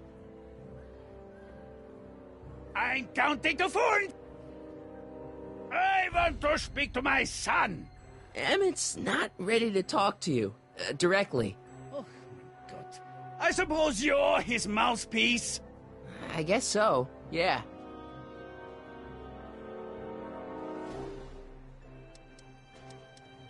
Can't you two have it out later? You mean after he's gone through with this ridiculous stunt? Yeah? No!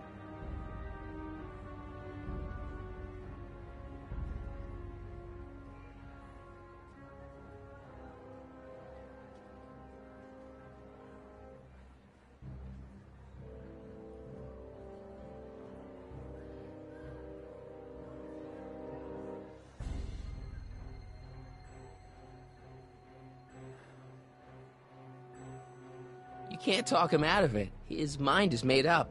So, if talking won't work, there's always threshing.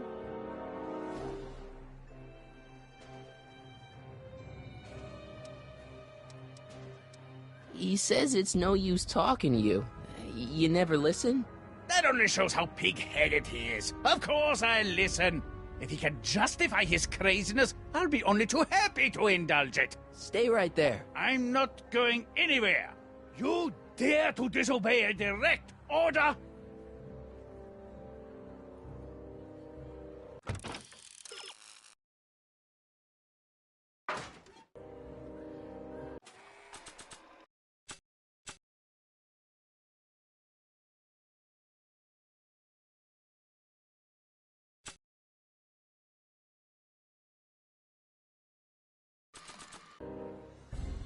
Maybe not. Not sure what that...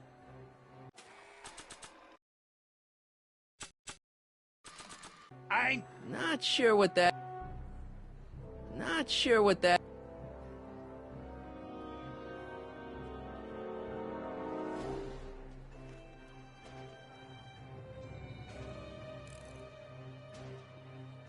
Emmett. I'm not talking to him. There's no point. So, what's your plan? I just stand here like this indefinitely. After a few centuries, the process of petrification will set in, and that'll be that. Okay, that is a plan.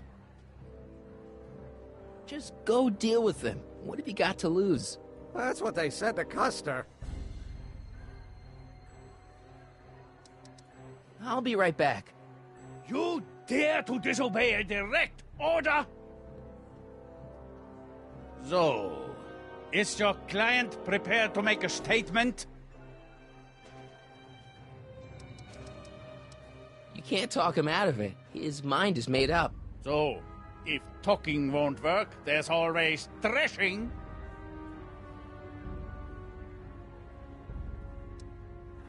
If I can say so, sir, the problem is you're coming on too strong. You intimidate him.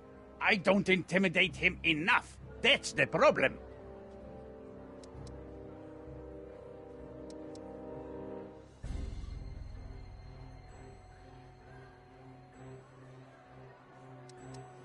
He says it's no use talking to you.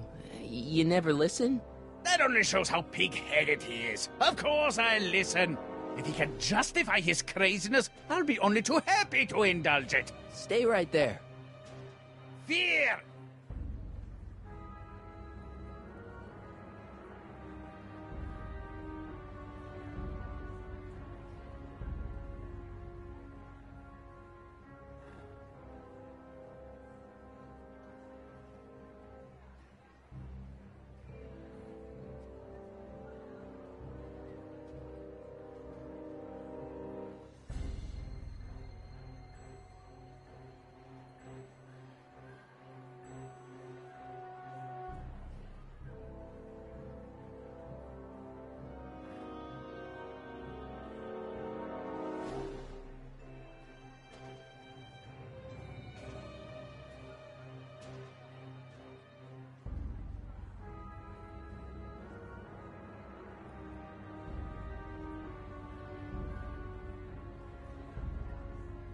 You dare to disobey a direct order?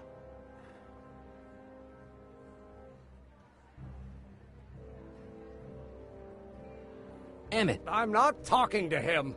There's no point. You heard him. He said he'll listen to you. Well... At least give it a shot. Father? Son? You've never understood the first thing about me. All you want to do is step on me, squelch my natural instincts. You don't know what it's like to be young. You don't know what it's like to have dreams, have ambitions so great and so powerful that they've got a life of their own. And it's all you can do to hang on for dear life while they gallop on where they must. This is America, Pop. And in America, a person doesn't have to do what his father did. Isn't that why you came to America? To live where there wouldn't be so many rules? Well, we talked. Are you happy?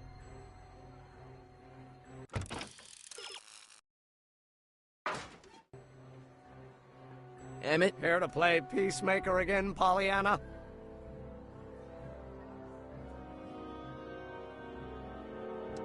Deep down, he's just worried about you hurting yourself.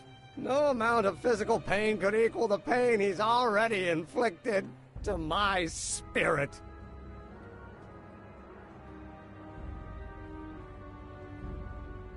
I don't know.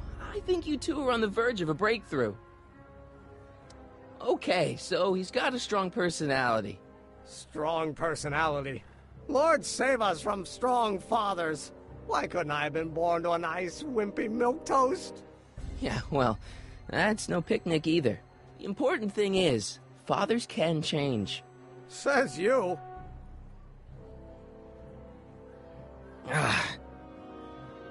Please, you gotta get out of Emmett's way. I have yet to hear a compelling or even coherent reason why. See, Your Honor, it's just that this demo is so important to Emmett. A childish kerfuffle. He'll forget all about it in 2 weeks' time. That's what I'm afraid of.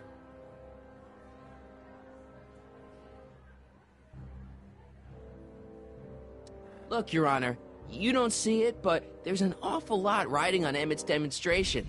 All the more reason why I've got to put a stop to it. Look me in the eyes, young man. I expect you know my son pretty well by now.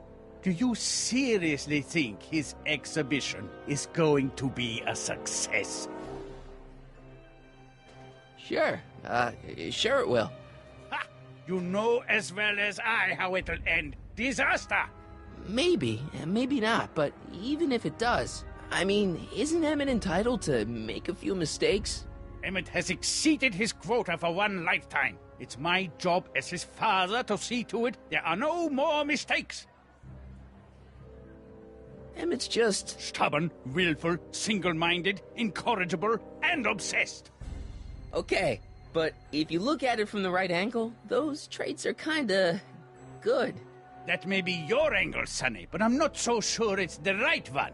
Make no mistake, those are traits that lead to trouble. He gets them from his mother. Emmett's just trying to make a name for himself. Maybe things were different when you were a kid, but nowadays you gotta take chances. What do you know about taking chances? Try moving to a strange country where you don't speak the language with only $2 to your name. You? You bet your socks, me! And I made out all right, too. How'd your dad feel about it at the time? Papa? He was fit to be tied. He called me a disobedient little...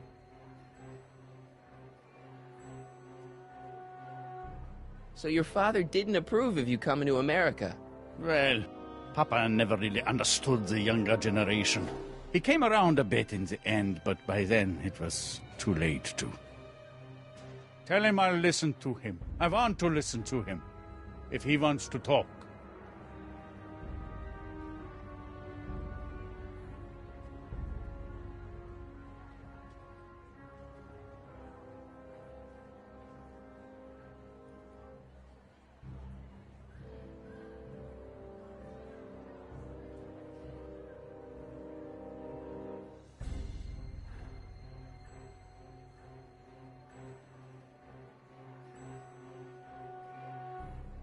Emmett?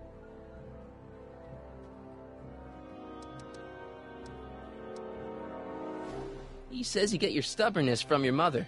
Well, that's the limit. He's not satisfied with insulting me. He's got to drag my mother through the dirt, too. Mother isn't at all like me. She's gentle and sweet and endlessly patient. If anything, I'm more like... Oh, skip it. I really think he means it this time. He won't listen to me. Okay, so he's got a strong personality. Strong personality. Lord save us from strong fathers. Why couldn't I have been born to a nice, wimpy milquetoast? Yeah, well, that's no picnic either. The important thing is, fathers can change. Says you. Deep down, he's just worried about you hurting yourself. No amount of physical pain could equal the pain he's already inflicted to my spirit. You were starting to say that you're like... Skip it. Can it be that you and your dad? No, next subject. Emmett, stop being a dope. You've got your pride, okay, I get it. And so does he, but what's the harm in trying to make peace with the guy? He's your family, and family's important. Sometimes it's, well, even more important than we realize. May I come up?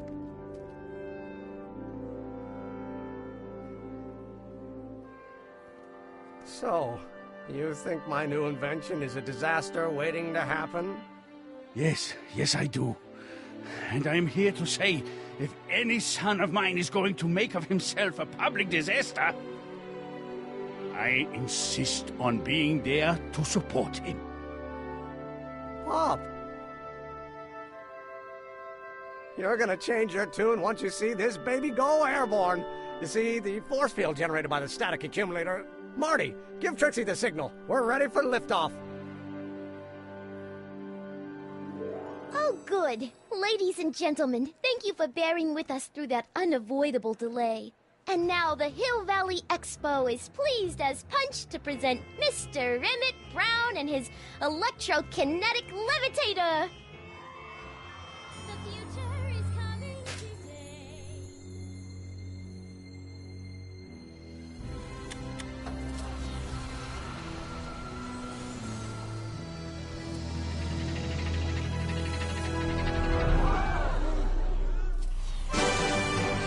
Look at that! He's flying!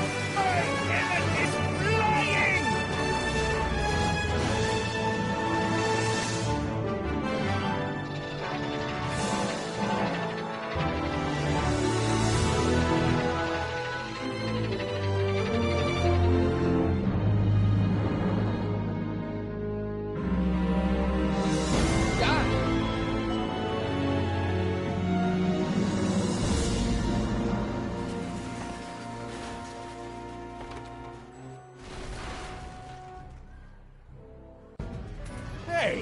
Hey, stop!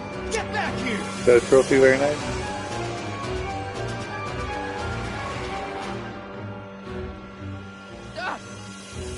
You okay? I thought I could change her. Things could be different. Forget about it. Come on, We gotta find a way to stop her before... No, don't come any closer. Doc! Go away! But... Move! Marty!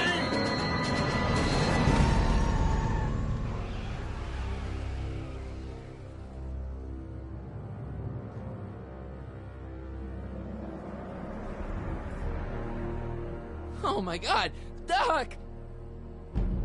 Say something. Chromium, lithium, potassium, iridium, titanium, ruthenium. I'll get help. Newspaper. What? You mean...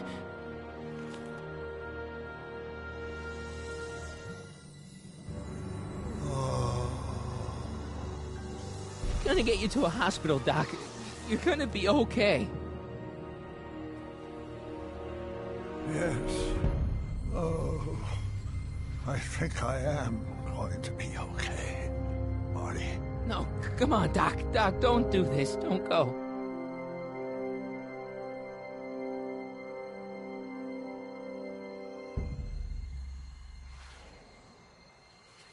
Doc, come back.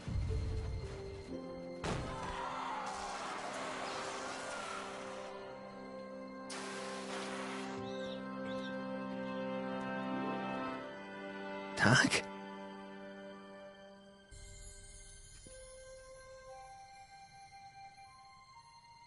Marty, have you been out here the whole time?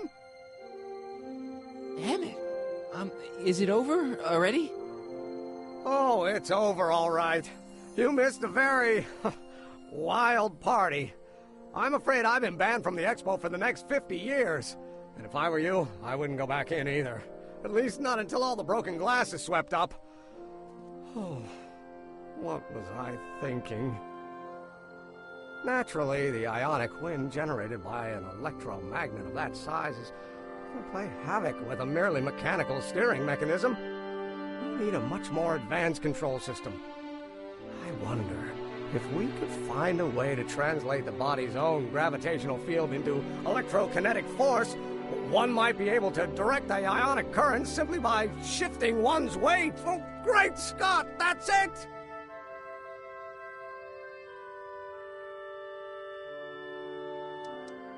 So, what comes next? Work, work, and more work. A few more stumbles, followed by a breakthrough or two. The way I see it, it's those little mistakes along the way that advance us along the pathway of knowledge. Come on, there's no time to lose. Let's get back to the lab and... I'm sorry, is something wrong? It's a long story. Let's just say I lost somebody. Oh, how sad. Anyone I know? It was, Carl Sagan. What? The guy who tried to hire me in there? You were friends with him? Strange. But how? Don't worry about it. It's got nothing to do with you. What? You're a complete mystery to me, Marty. Where you come from, what you're doing here. But there's one thing I do know. Whatever it is, it does have something to do with me. Please, Emmett, don't ask any... What's this? Come on, let me see. I deserve an explanation. Okay, here goes.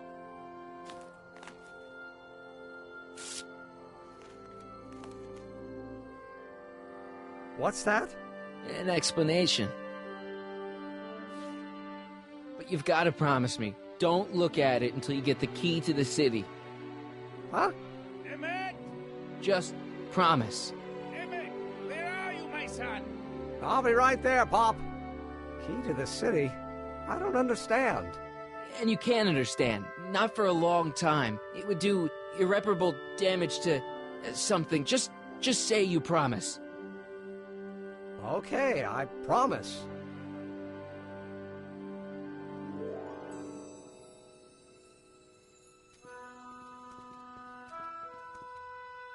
Wait, I will see you again, right? I guarantee it. Emmett!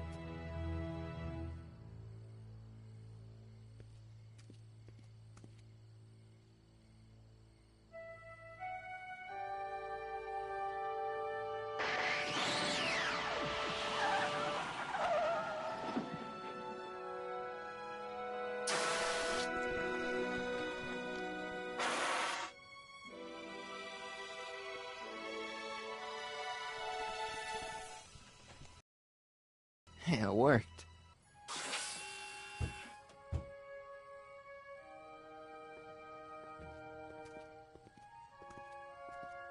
So, you were the same Marty. Funny how memory can play tricks on a person. I remembered you being much taller. How was the ceremony? Long.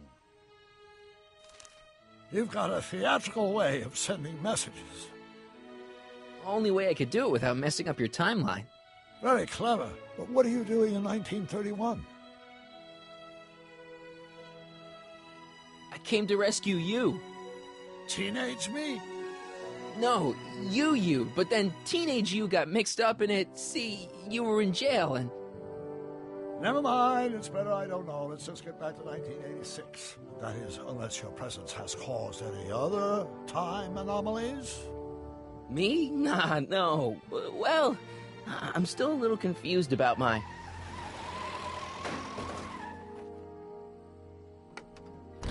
Where is he? Where's that no-good son of mine? He's not worthy of the McFly name. You see my Artie anywhere? Artie McFly? That's the one. Just got a call from Melvin at the city records office. He tells me the dad-blamed fool's gone and got himself hitched to a Canadian floozy. Can you believe it? Hitched? Married. I swear, that boy's gonna put his papa in an early grave. So that's how she got her job back. He's married the wrong grandma. I mean, Trixie's not my grandma. And if she's not my grandma, I'm not me. Wait, that was Great-Grandpa Willie. I met him when he was a baby. He peed on me. Holy crap, Doc, I'm gonna disappear again. Calm down, Marty. You seem reasonably solid right now. Whatever the problem is, I'm sure we can undo it with the help of... That car! Oh, great. How the hell did she get back here? She? You? You're not Edna. What's going on here? Is this some plot to put me in the nut house? No, it's all very simple, Danny. Oh, I'm sure it is. Tell me, did I or did I not just chase Edna Strickland off in this car? Not this exact car, but a car just like it. A car with a nasty habit of disappearing into thin air? Well... Wait, Edna Strickland just disappeared in the DeLorean? If that's what you call it. It made a loud noise, and then wham! Nothing! Great Scott! Marty, do you have any notion what date she might have jumped to? None at all, Doc. See, that DeLorean's time circuits are out of whack. They could jump to any date at all. Oh, this is bad. This is very bad. Let's just hope she jumped into the future. The far future. If she's jumped into the past... You think she might mess up the time stream? Wait a minute. This is Edna. Of course she would mess up the time stream. Guys, you mind telling me what the hell you're...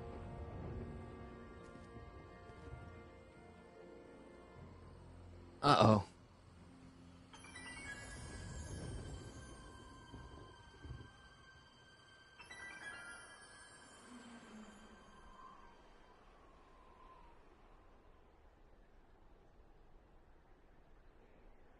Doc?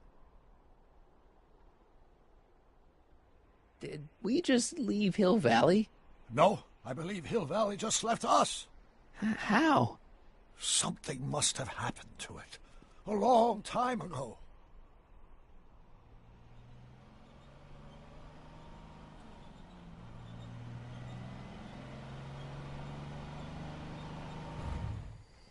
Well, now you two look mighty lost. Hey, what on earth is that thing?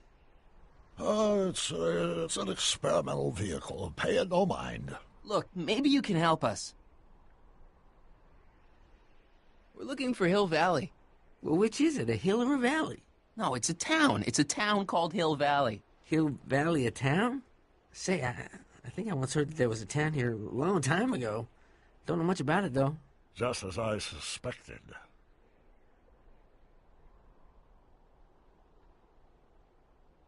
What happened in Hill Valley? Oh, heck, I don't know. That was all before I was born. Then whatever it was must have happened at least 45 years ago. Nobody much cares to settle around here nowadays. My dad tried to buy a farm in this area years ago, but he got run off by Scary Mary. Scary Mary? Well, that's what we all call her. Lives a couple miles from here. I make a monthly drop at her place. She's a fiend for news. Takes all the papers in the county, never throws one away. Say, if there's anybody who could tell you what happened to Hill Valley, it's her. Can you direct us to her? It's imperative that we talk to her. Sorry, fellas, but I'm pretty sure she won't talk to you. I think she'll talk to me. I'm pretty good with women.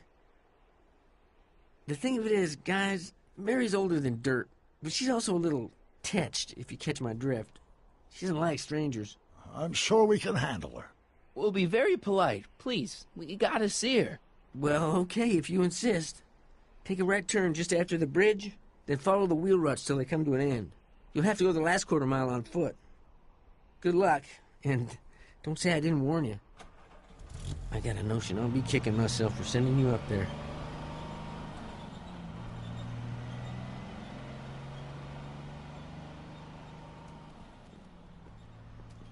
Can I drive?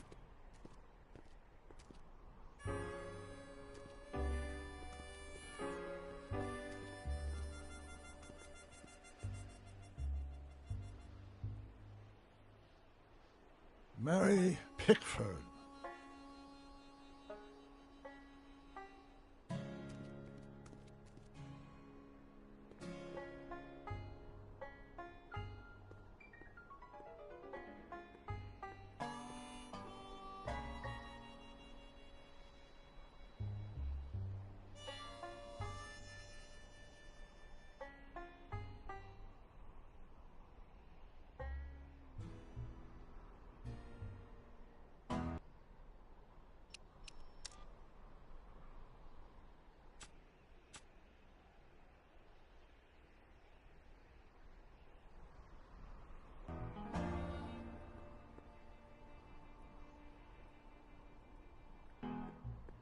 An old saloon sign. Cool. Too bad it's all burnt. Ugh.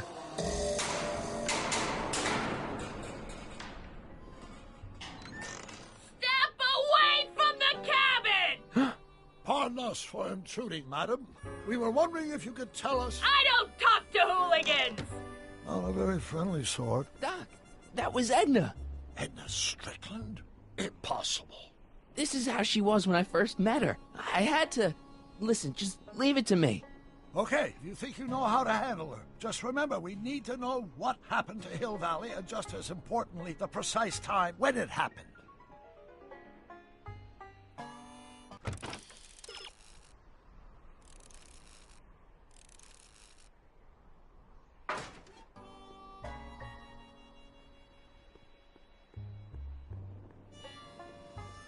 I'm guessing this mop doesn't get much use.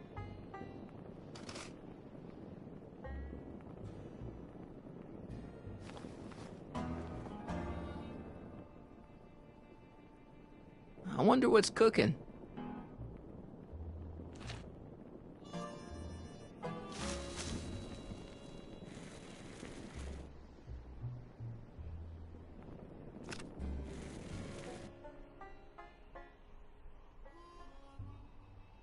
I guess this isn't the right time to be burning things. Ouch!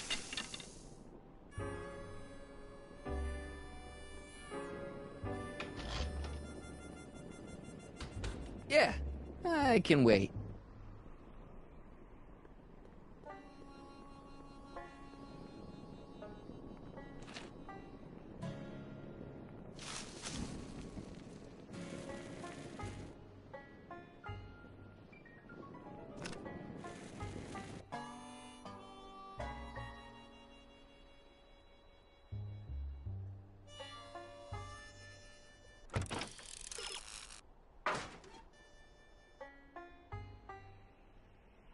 I guess this isn't the right time to be burning things.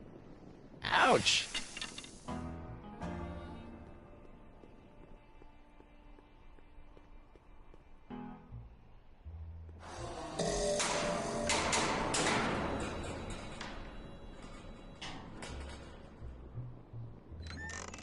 Hey, Miss Strick. Who are you?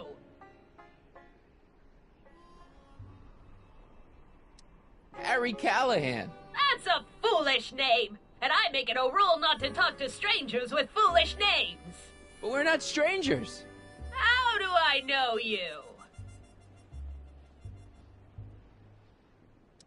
You tried to have me arrested once, a long time ago. Remember? Listen, Sonny, I'm an easygoing woman, but I got a few rules I live by. And rule number 1 is, I never, ever talk about the past! Or the future, neither. I don't talk about any day but today.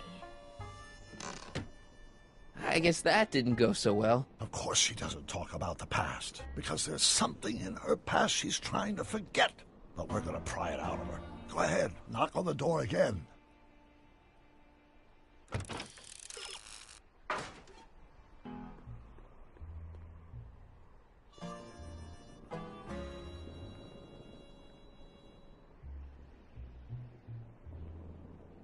I hate to see it like this. Doc, it's a... Shh.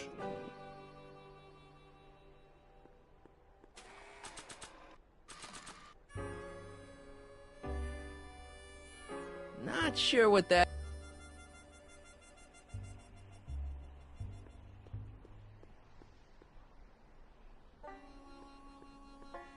Not sure what that...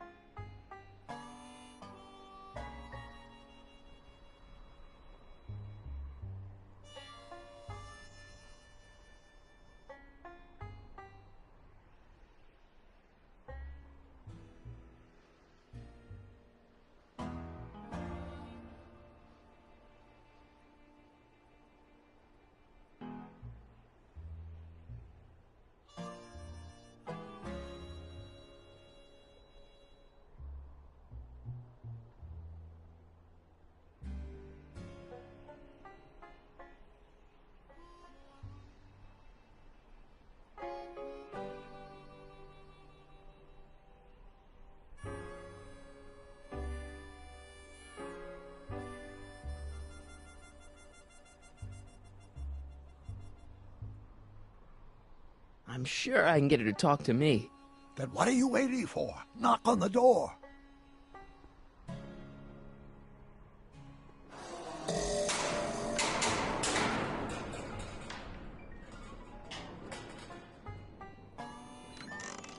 What? It's me again, your old friend. How do I know you? I saved your life once, a long time ago, remember? Kid Tannen had you tied up. How many times I gotta tell ya I don't talk about any time but today?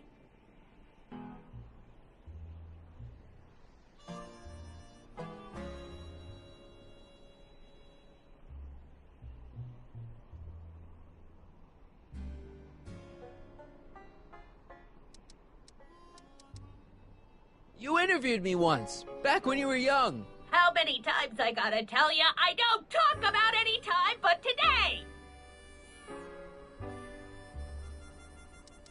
We spent the day together. We did? Where? At the expo. That's crazy. I've been here all... What day is it? Tuesday, October 13th, 1931. October 13th, 1931. October 13th. Something funny about that date. Well, what are you here for? Listen, lady, you've got to tell us where Hill Valley went. Hill Valley? You're standing in Hill Valley. Population 1.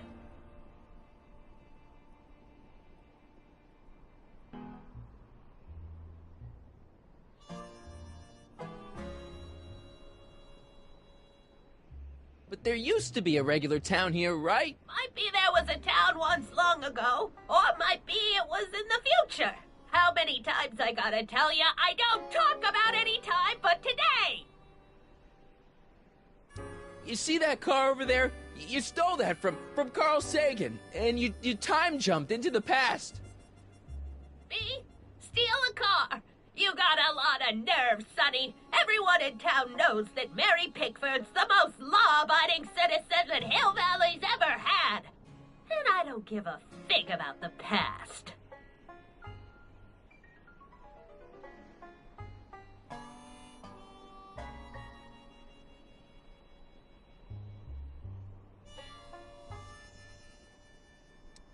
I brought something for you. What is it? Let me see.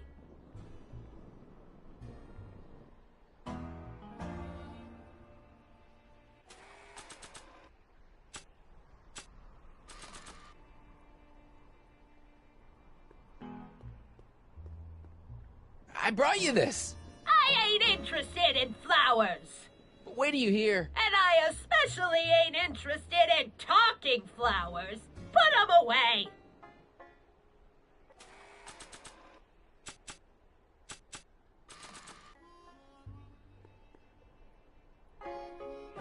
I brought you this picture. Who's that? You don't know him, but he looks a lot like this guy you did know. Not interested.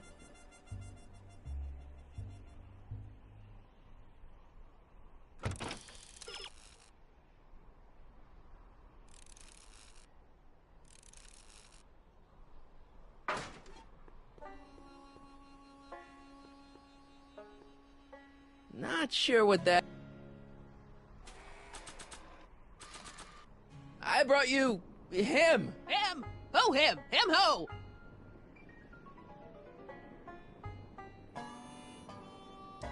Look hard. Don't tell me you don't recognize your own boyfriend. My boyfriend? Yeah, he's all grown up. Come closer, fella. Marty, what am I supposed to do? Trust me, Doc. Just go with it. It can't be! Emmett! Yes, Edna. It's me. It is! It's October 13th, 1931! Oh, and you are Emmett! Emmett! How did I get so turned around? Have I been dreaming, or stay there? It's a classic case of repressed memory syndrome. Once the mental dam is broken, the subject is immediately plunged into the midst of the very scenes she's trying to forget.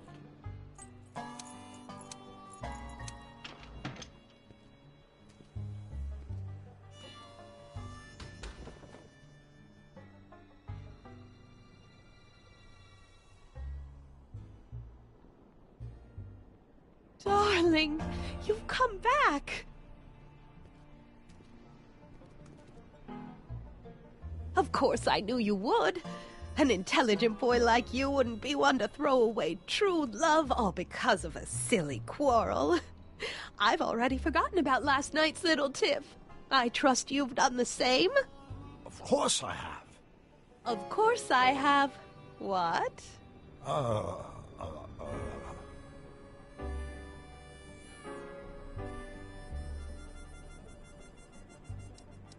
Schnookums. Schnookums. You're sweet.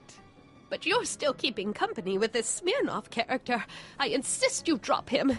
He's a bad influence. And you've got to stop working on that dangerous electrokinetic... What's this? Okay. I suppose now you're miffed with me for forcing Detective Parker to close your booth down. Bitter medicine for you, I know, but I had to do it. And Parker had no choice but to obey my orders. He knows that my opinion carries a lot of weight in Hill Valley, and he'd never... Parker would never... Oh... What is it? I don't know. Something about Detective Parker. Something that happened to me on October 13th. What could it be? Can you jog her memory? If we can keep her mind in the past, we may get the full story of Hill Valley's premature destruction.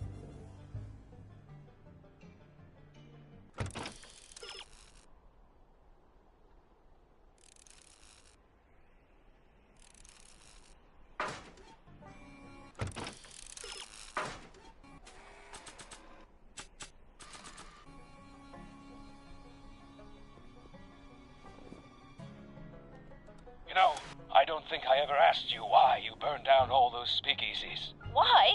Because no one else was doing anything about them. No!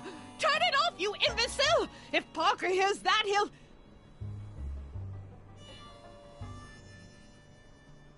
Officer, I can explain. It was a trick. I was framed. Oh! He's after me! Ha! He'll never catch me in this souped-up car of the future. Curses! I can't shake him. Well, no use in holding back now. Let's see what this baby can do. And here it comes! Yes? Here what comes? I don't know. Something really unexpected is supposed to happen right about now, but I'm not sure what. Oh, come to think of it, how can I be expecting something unexpected? Oh, what's going on? Quick, Marty. We've got to find a way to push the story along before she snaps out of her reverie.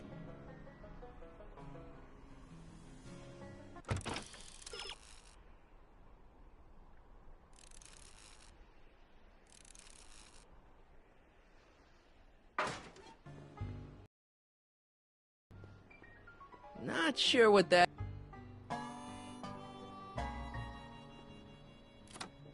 Here they come! The lights! I'm being transported! Where? Back! Back! To the past! What do you see? Hill Valley! But it's all different. It's so small and primitive. Heavens! Can it be? It is! Is what? Grandfather!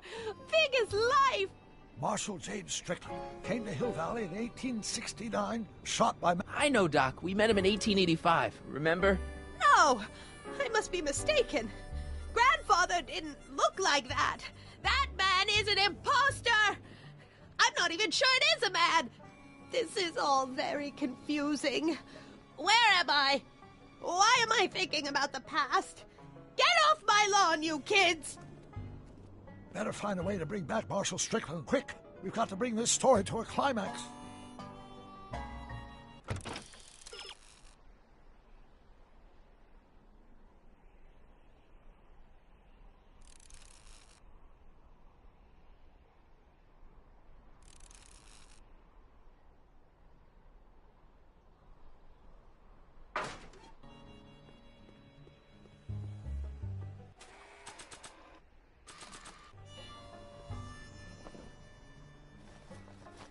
It looks a bit like Grandfather now, but he would never have walked around bareheaded.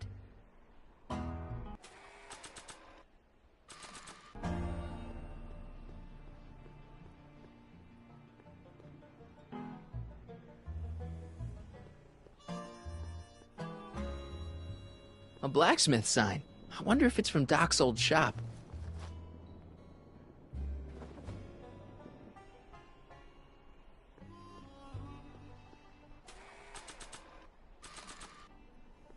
Not sure what that...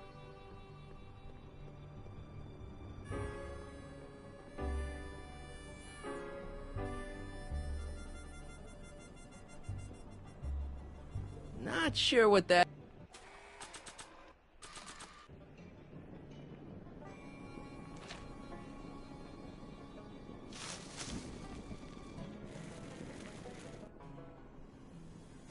Heavy.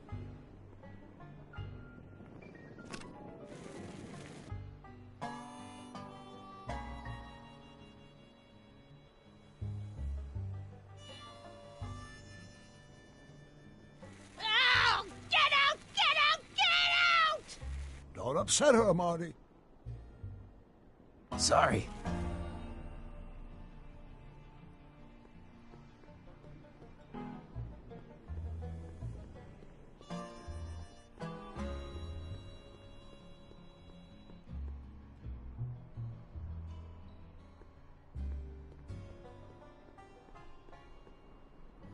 Edna's grandfather, Marshal Strickland. That's the same picture I saw in Edna's apartment, way back, in the future.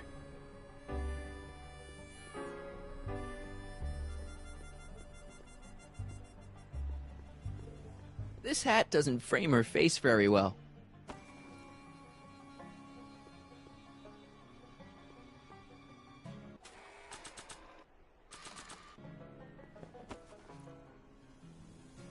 Not bad. Oh, grandfather, how well you look. How well everything looks. How does everything look? Tell me. It's a bit rustic, to be sure, but all the buildings are so sturdy and well kept. And the young people of Hill Valley, they're so virtuous and upright. So unlike the degenerate specimens from the 20th century. And I know the reason why. Why? They haven't yet fallen prey to the vices of booze and debauchery. They are still in a state of innocence. I think I could learn to like living here. But who's this? Who? This big lout swaggering up the street, lips curled in an insolent sneer. He's a newcomer to Hill Valley. Beauregard. Beauregard...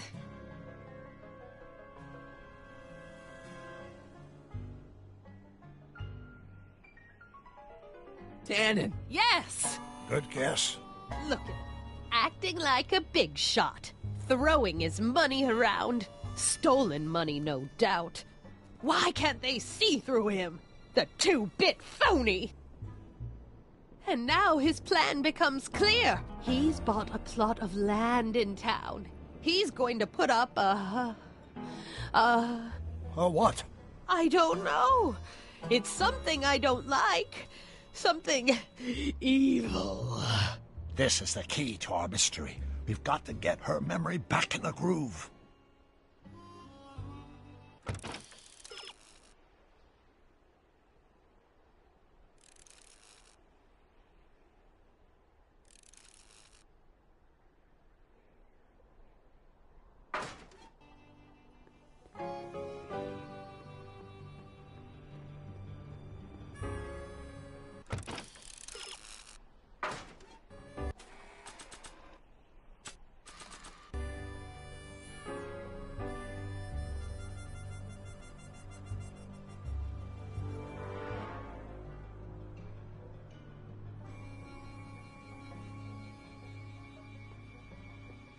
Not sure what that... Not sure what that...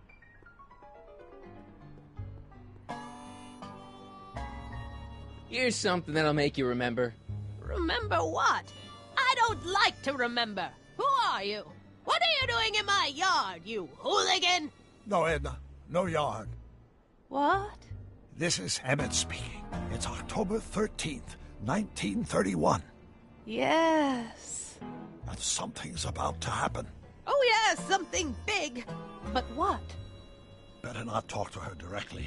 It'll break the spell.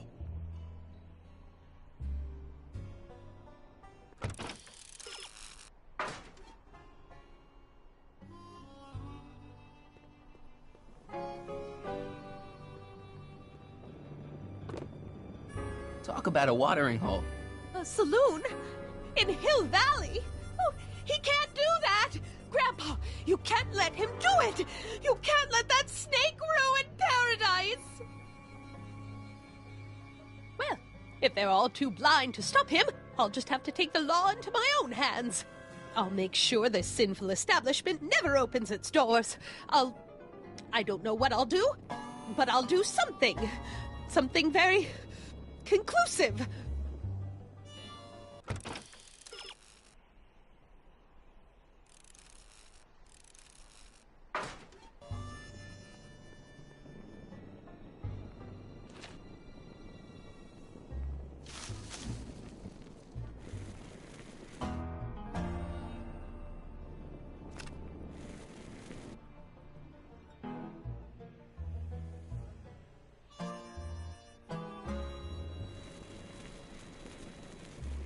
Young man, you've just given me an idea.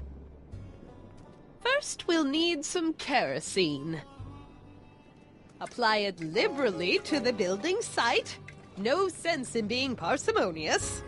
And now, watch.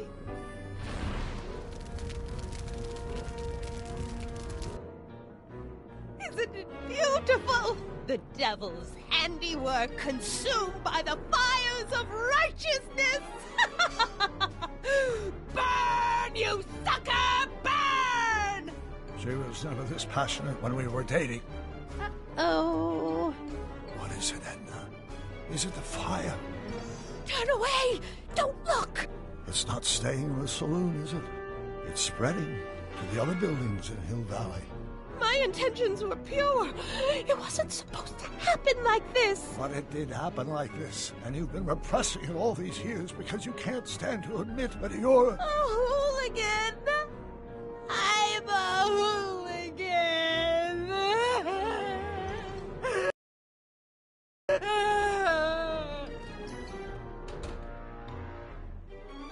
Did I lay it on too thick? Here's the story. Black and white and red all over. Huh. Hill Valley destroyed by fire started approximately 2 a.m., July 17th, 1876. Of course, I'm not the real criminal in this story, am I, Mr. Sagan? You set me up for a fall. You and Smirnoff. You made me steal your infernal car. You made me burn down Hill Valley. And now, by the powers invested in me by the town of Hill Valley, I hereby sentence you two criminals to... Hey! You! How much have you heard? Enough for a month's worth of headlines in a Hayesville Herald. 2 months' worth if you shoot those fellas. I could shoot you too, you know. But you won't, because that would be against the law. And you never break the law, right? This is your cue to skedaddle. Right. Much obliged.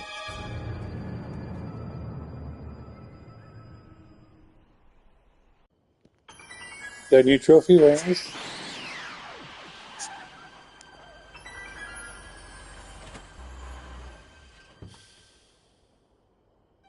There's Beauregard Tannen's half-finished saloon. Sometime during the next hour, Edna's going to light it on fire and accidentally burn down Hill Valley. I wonder where her DeLorean is. We'll find it later. Right now, we've got to stop that fire. I'll go around back. You go through the front. Got it.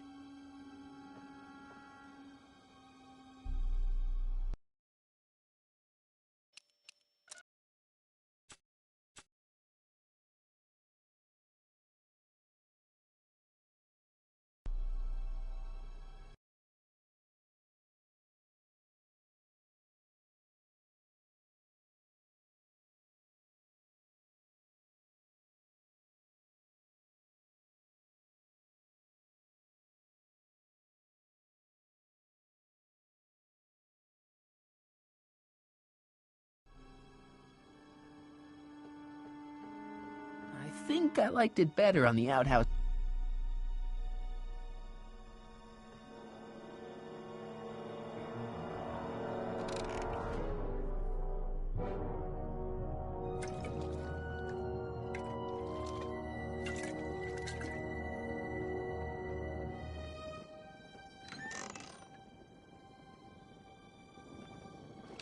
Who's there? Edna, stop. It's just me. Mr. Sagan, what are you doing here? I was gonna ask you the same question, Miss Pickford. Isn't it obvious? I'm putting an end to your den of iniquity before it starts. I don't think so, Mary. I don't like shooting women, but no one comes between Beauregard B. Tannen and his livelihood. Tannen, stop! If you shoot her, she'll drop the torch, and this whole place will burn up. Edna, stop! If you drop that torch, he'll shoot us. Looks like we're at something of a standoff here, Mr. Tannen. I don't see a way out unless somebody manages to disarm both of you at the same time. How the hell am I supposed to do that?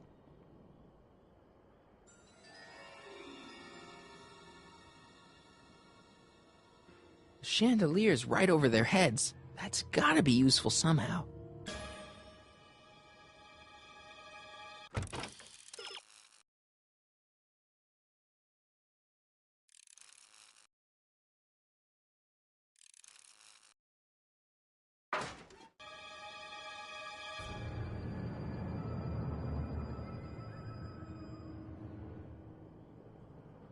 Dolores Miskin?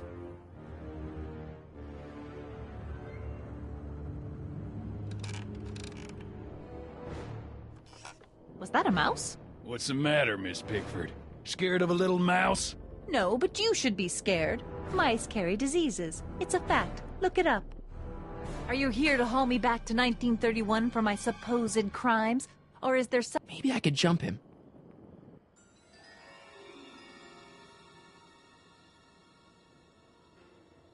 If I had a gun, I could probably outdraw Tannen, but I don't.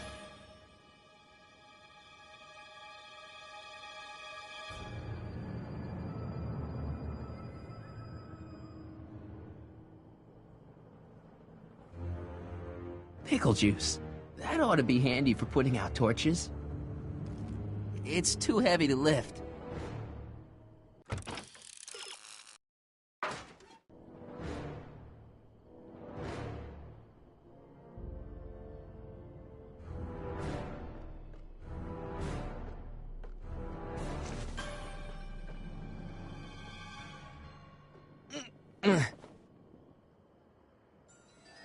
Mary Pickford?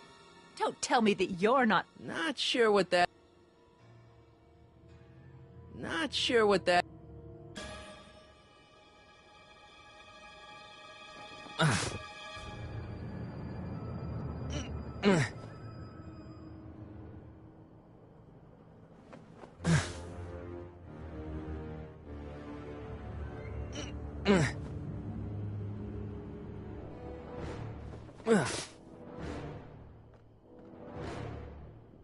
Crap! It's right over his head, but I can't knock him out while Edna's still holding that torch. Maybe we can come to a more peaceable solution, Mr. Tannen. Keep your distance, fancy pants. I don't know you from Adam, but that won't stop me from putting you in a box next to your crazy girlfriend.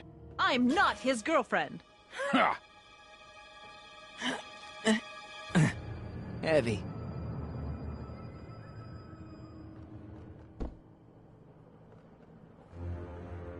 Man, this thing is not light.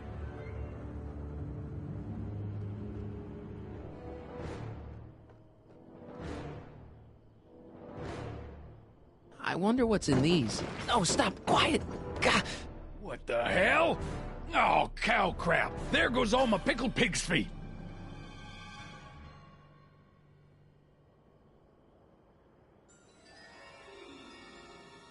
Pickle juice. That ought to be handy for putting out torches. It's too heavy to lift. What?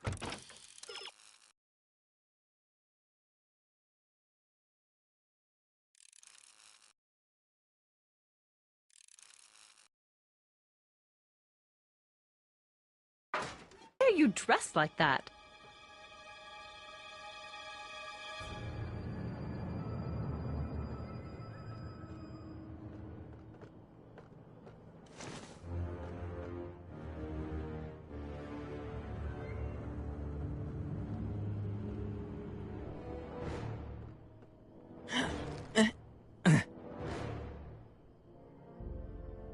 Going down. Looks like your torch is getting a little dim there, Miss Pickford. It's still hot enough to bring down this little bit of Gomorrah, Tannen.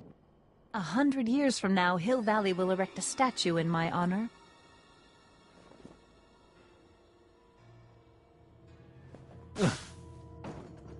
All right, physics.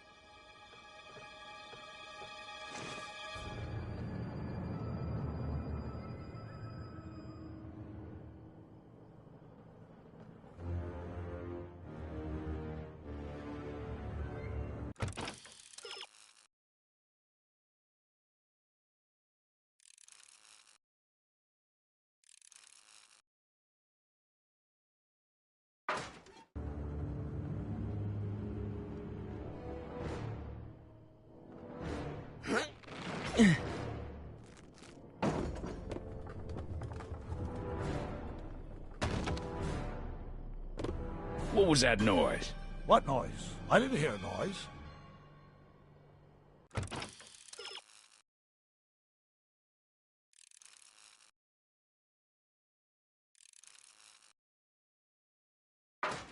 Why are you so hellfire determined to meddle in my affairs, woman?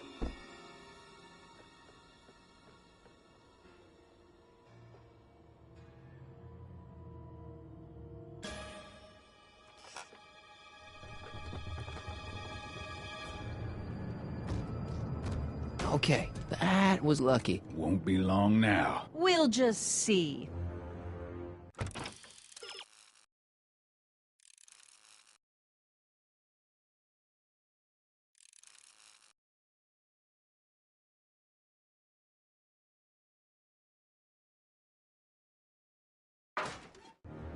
What kind of odds?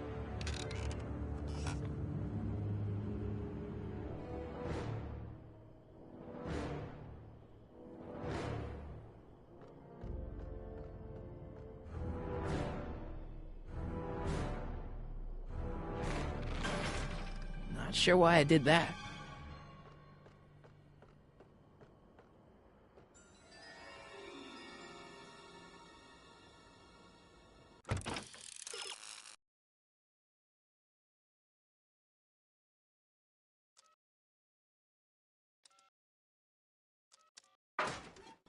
Say? The sandbag's right over Tannen's head.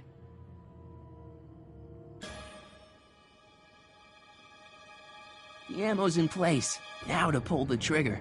The ammo's in place. Now to pull the trigger.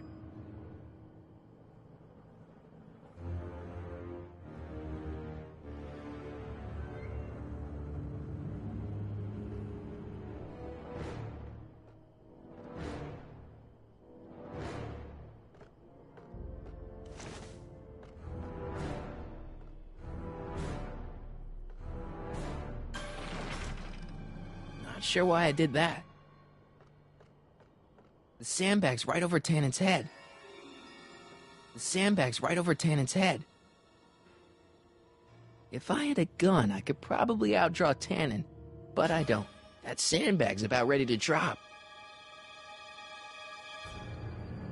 Maybe we can come to a more peaceable solution, Mr. Tannen. Keep your distance, I guess fancy I'll be right pants. back. I don't know you from Adam, but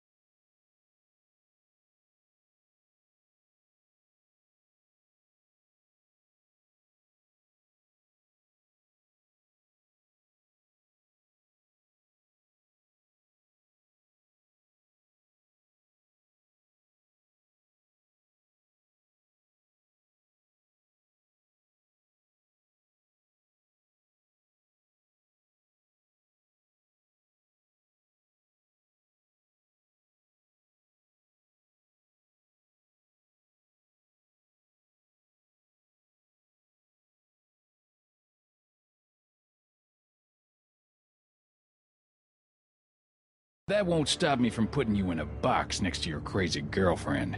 I'm not his girlfriend. Ha!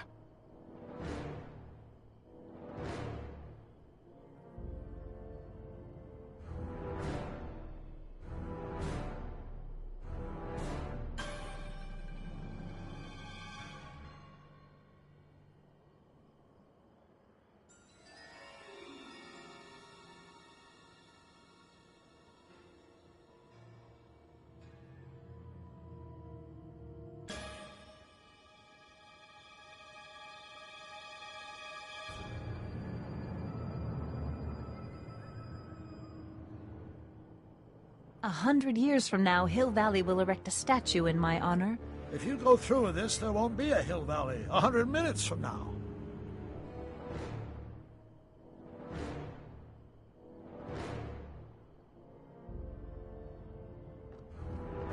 Come on. Got any last words? I'll see you in hell, Tannen. You Let's first, get back lady. into it. Come on, you son of a... What the frog? Who the hell are you? I'm the diversion, butthead.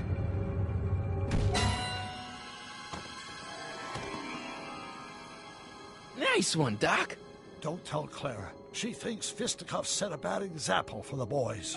Now, where's Edna? Doc, she's gone. Edna's DeLorean. We gotta stop her before she hits 88 miles per hour. Come on! Another trophy, Nothing very to be nice. worried about. You're a smart woman with a strong moral compass. You just need to think your way out of it. Oh, fudge!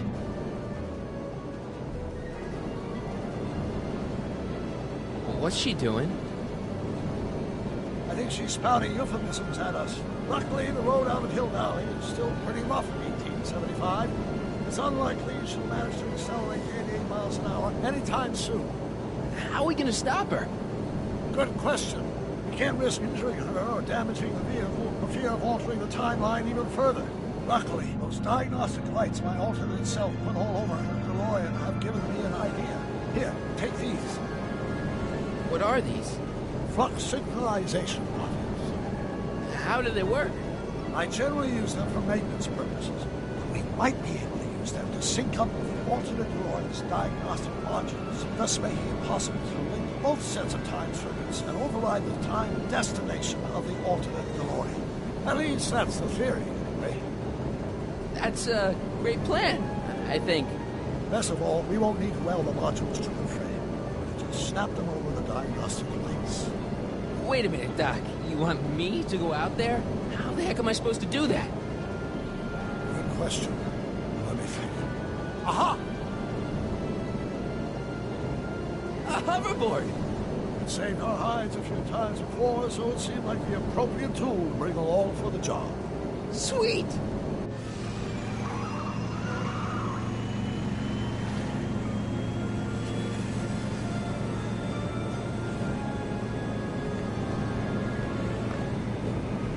You okay? It's just like riding a bike. You ready to make the jump? Ready, Doc. 1, 2, 3, jump! Whoa! Nice form, Marty. How's the reception on the wireless? Great. Where'd you get these? From Bird's cache of 21st century video game consoles. Now remember, all you've got to do is attach the flux sync modules to those diagnostic lights. Will do, Doc.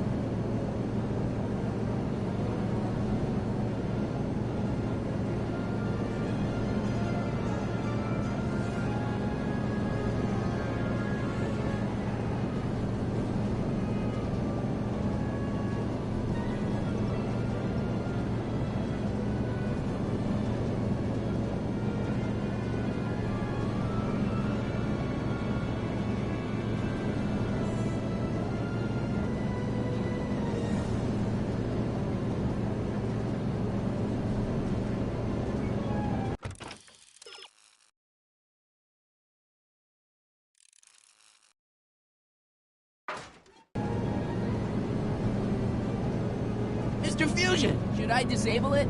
Leave it alone. It's not a good idea to monkey with nuclear reactors. Is that one of the flux emitters? Yes, now plug in the flux sync.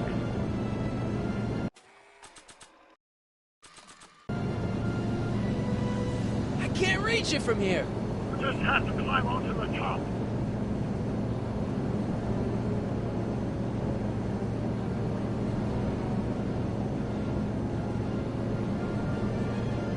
sure what that... Not sure what that...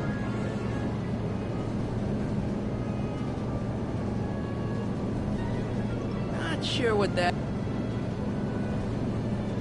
Not sure what that...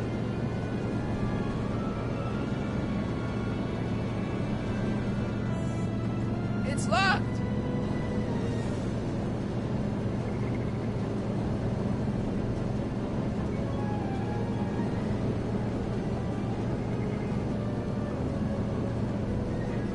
It's one of the flux emitters.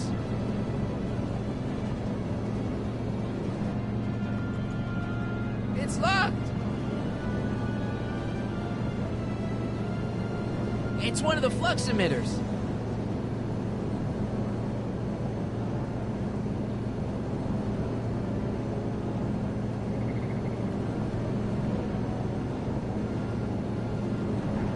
Mr. Fusion!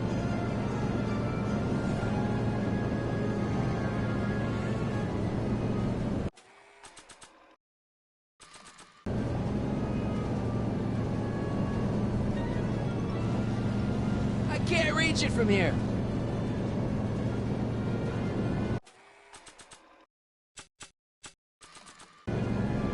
Not sure what that...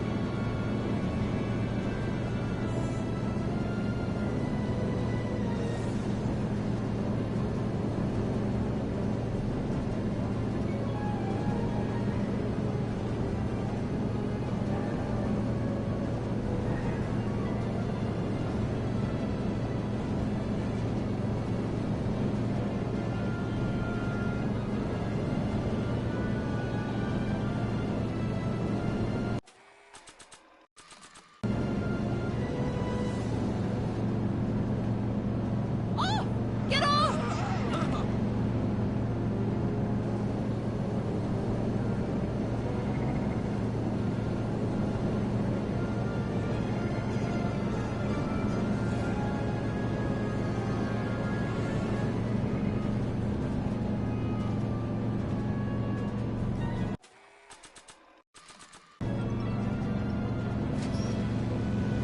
All right.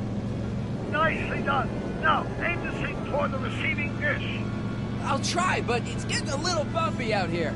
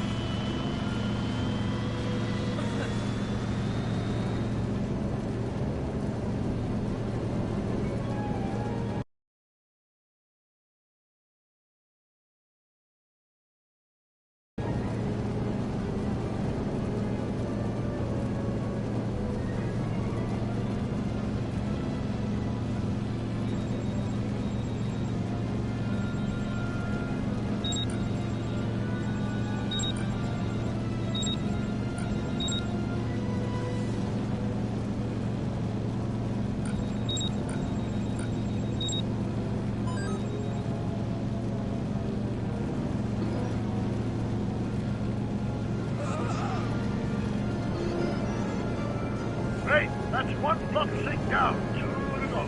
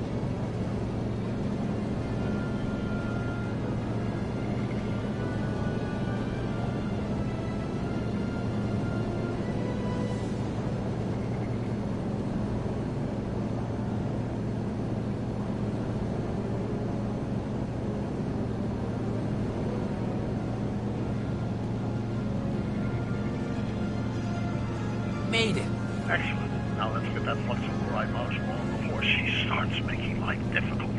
Like she's been making it easy up till now? Is that the port flux emitter? Yes. Now plug in the flux sink.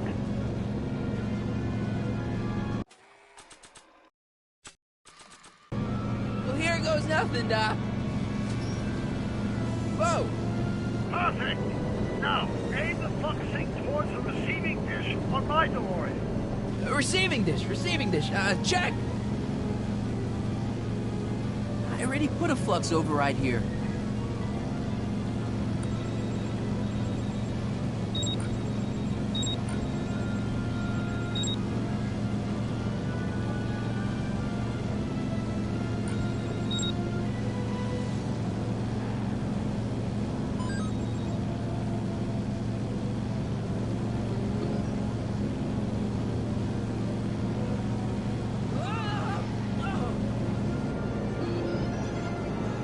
We're almost home, Marty.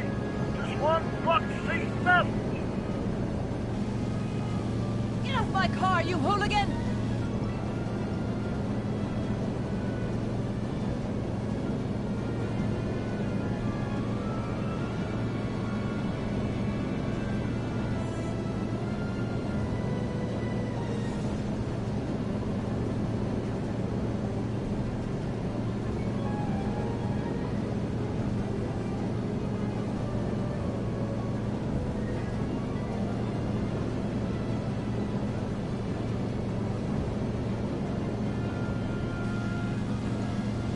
It's locked!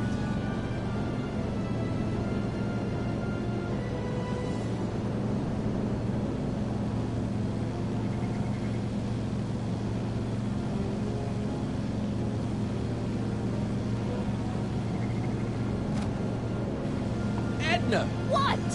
Let me in! You want in? Fine! Ah! Marty, are you all right?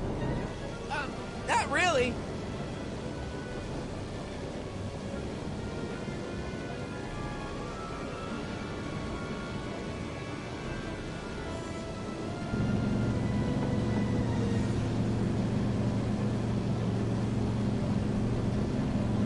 What? Pull over! No! You're in a lot of danger! So are you! Give it up! You first! Whoa! Excellent, Marty. Now that you're on top of the DeLorean, you can attach the flux sink to the overhead flux emitter. That's great, Doc!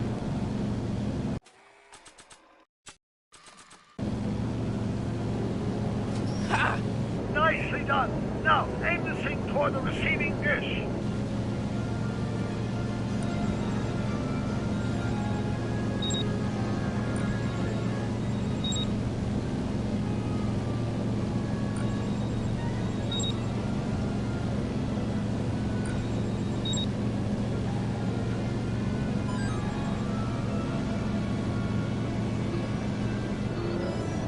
That's it. Get out of there, Marty. Phew.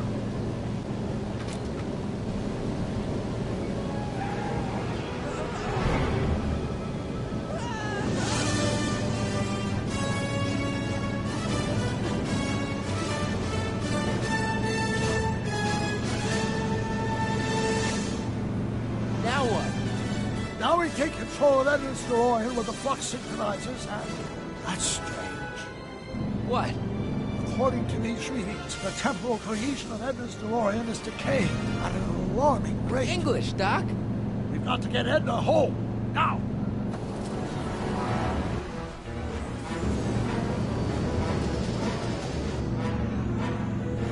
Hold on!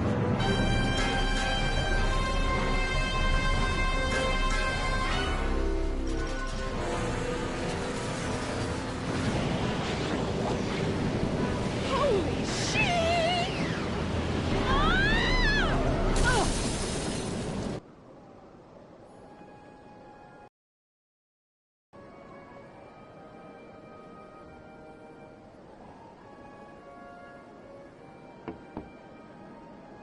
Parker, Then I must be back in...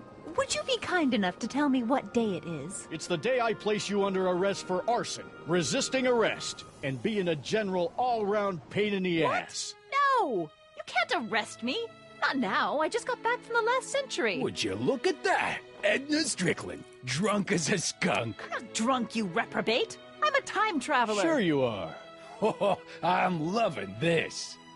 I'll prove it to you. Come with me. We can do the whole day over if you want. We can fix everything. We can start by drying you out. Come on, into the station with you. You can bunk with me, doll. I'd rather die. Stop it! Unhand me, you dolt! Well, I guess that's it for Edna. Yes, I suppose it is.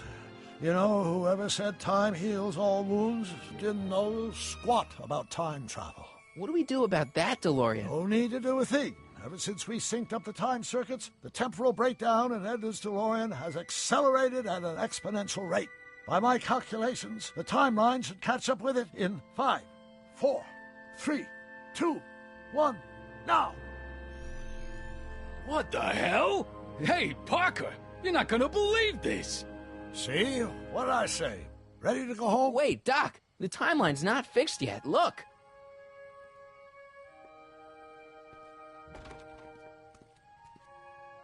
Harry, you missed all the fireworks at the expo. Yeah, so I heard. Listen, I heard a rumor about you two. I guess we gotta come clean. Ta-da!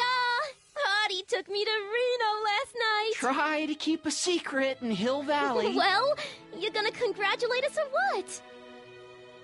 Then it's true. My grandpa's married the wrong grandma. I'm done for. Hey, are you feeling all right, kid? You don't look so hot.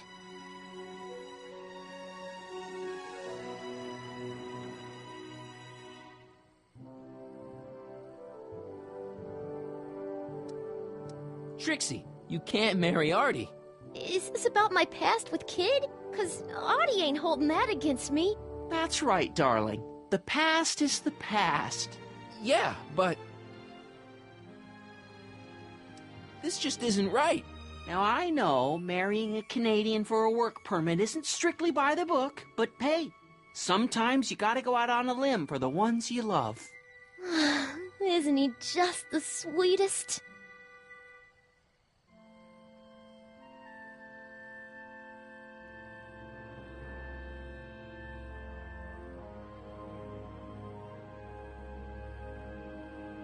Can you see through me? Nope, never could figure you out. I thought you'd be thrilled for us. You don't understand. You're supposed to marry Sylvia Miskin. But I did marry Sylvia Miskin. What? You didn't think my real name was Trixie Trotter, did ya? Don't feel too bad. It was kind of a surprise to me, too. Wait a minute, you're Grandma Sylvie? Grandma? Hey, how old do you think I am, kiddo? But you're so skinny and blonde and... Oh my God, I've seen you naked.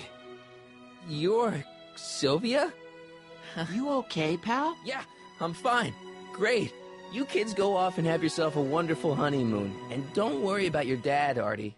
I'm sure he'll come around. Come around to what? To approving your marriage. You seem kind of mad about it back at the high school. Well, that was before I got a look at her. Besides, as my dear old father Seamus used to say, no sense in getting riled up over something I can't do nothing about. And honestly, now that I met her, I can't imagine a better daughter-in-law than the charming Miss Sylvie here. Aw, thank you, Dad. As for you, stranger, I'll thank you to not go poking your nose in McFly family business.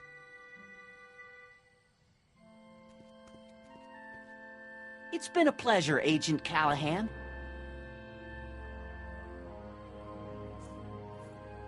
See ya in the funny papers, Harry. Goodbye, Grandma.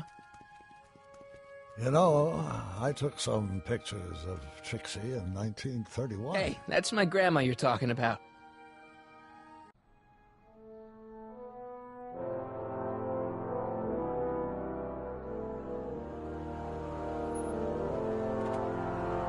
Here we are, back in good old 1986. May 14th? 15th. Best to build in a little lag time. Gives you a chance to catch up.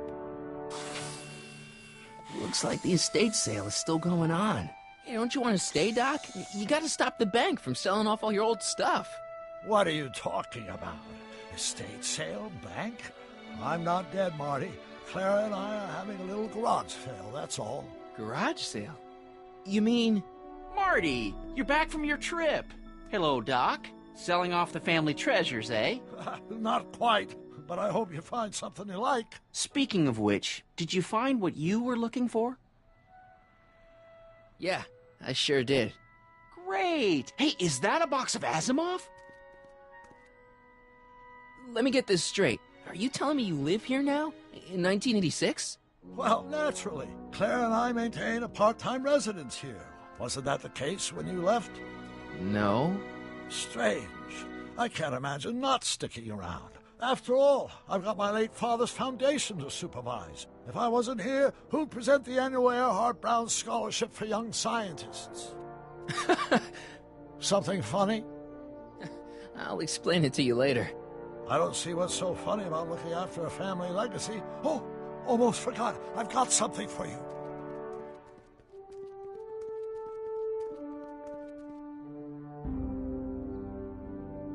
Happy graduation. Graduation? But that's not for another... The McFlys of Hill Valley. An exhaustively detailed history of your family, from your great-great-grandfather Seamus to the present. You traveled through time to write this? Well, most of the research was done traditionally, but your grandma Sylvia proved to be something of a mystery. Which is why you traveled back to 1931, to look for her. Exactly. Who knew she was singing in a speakeasy under a stage name? This is great, Doc. Thanks. It's the least I could do for the man who saved me from making the worst mistake of my life. Yoo-hoo! Dr. Brown! Edna? Einie! What's going on? What are you doing with my dog? The same thing I do every afternoon, silly man. Giving him such much-needed exercise. Isn't that right, Einstein? Hey, Dollface, it's past time for our 3:30. Coming, sweetie! Oh, Mr. McFly, have you seen my stepson anywhere? Oh, Biff! I think you're late for an appointment. Oh, well, gosh. You're right, Mr. McFly. Hi, Marty. Don't they make a great little family? You'd never know they met in prison.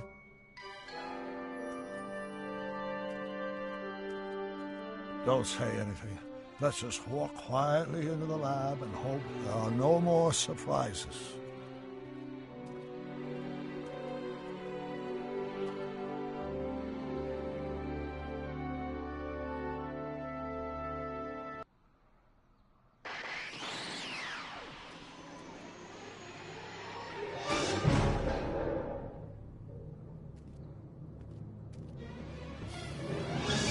Doc! Marty! What are you doing here? You gotta come with me. Back to the future. Marty, you can't be here. If your younger Oh self my sees God. you, the consequences could be catastrophic. My younger self? Oh, right. Bring him along, too. This concerns all of us. What do you mean? Does something happen to us? Do we turn into assholes or something? Nah, we're fine. But our great-great-grandkids? What the hell? Great Scott!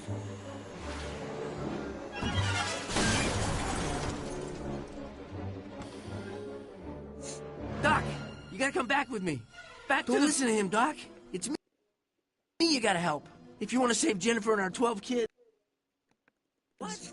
That timeline was overwritten 5 jumps back. Doc, how can there be 2 more of me here? I have no idea. By all rights, a space-time continuum should be tearing apart like a cheap dish rag right now. It already is. What my evil twin and I are trying to say is the future is totally jacked up, and you gotta come with me to save it. No, me. So, we meet at last. You've altered my timeline once too often. What's going on, Doc? Well, we do seem to have a conundrum on our hands. Or 3. Yeah, Doc, but which one is the real me? Isn't it obvious, Marty? Come on. Prepare to be erased. Doc, wait! What about the space-time continuum? Yeah, what about my future? And mine? The future can wait. We've got a present to catch up with.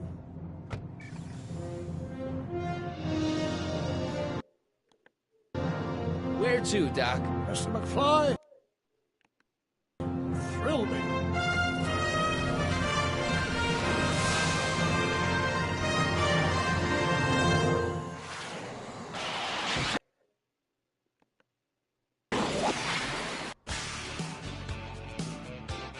A new trophy, very nice. Well, that was fun.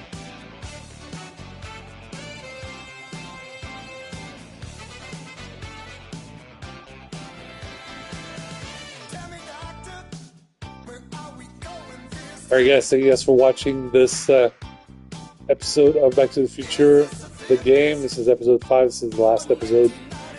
So, I've live streamed some of the other episodes, not all of them. But yeah, it was fun. Big shout out to Marty McFly, Doc Brown, and hopefully we didn't see much of Jennifer, so hopefully Marty rejoins with Jennifer. We don't have to see that in the after credits scenes, but yeah.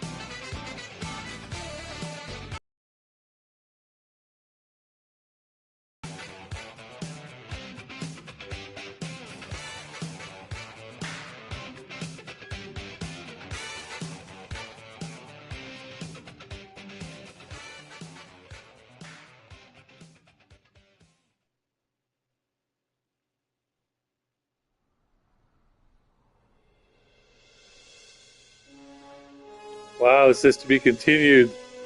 And as you know, there never was a new Back to the Future game or movie or TV show. It was a cartoon, but it didn't tell this story. So hopefully, we hope that Telltale Games, which was disbanded, gets a new indie studio that will hopefully continue the story of Back to the Future to the next generation.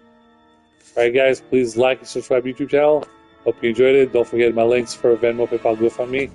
And If you want to send me a little bit of crypto, you can just go to Twitter on twitter.com/super French Big Z. Hit the little cash button and send me a little bit of crypto. It means a lot. All right, I'm going to end the video here. I might live stream something else tonight. And that's it. All right, guys. Talk to you guys later. Bye.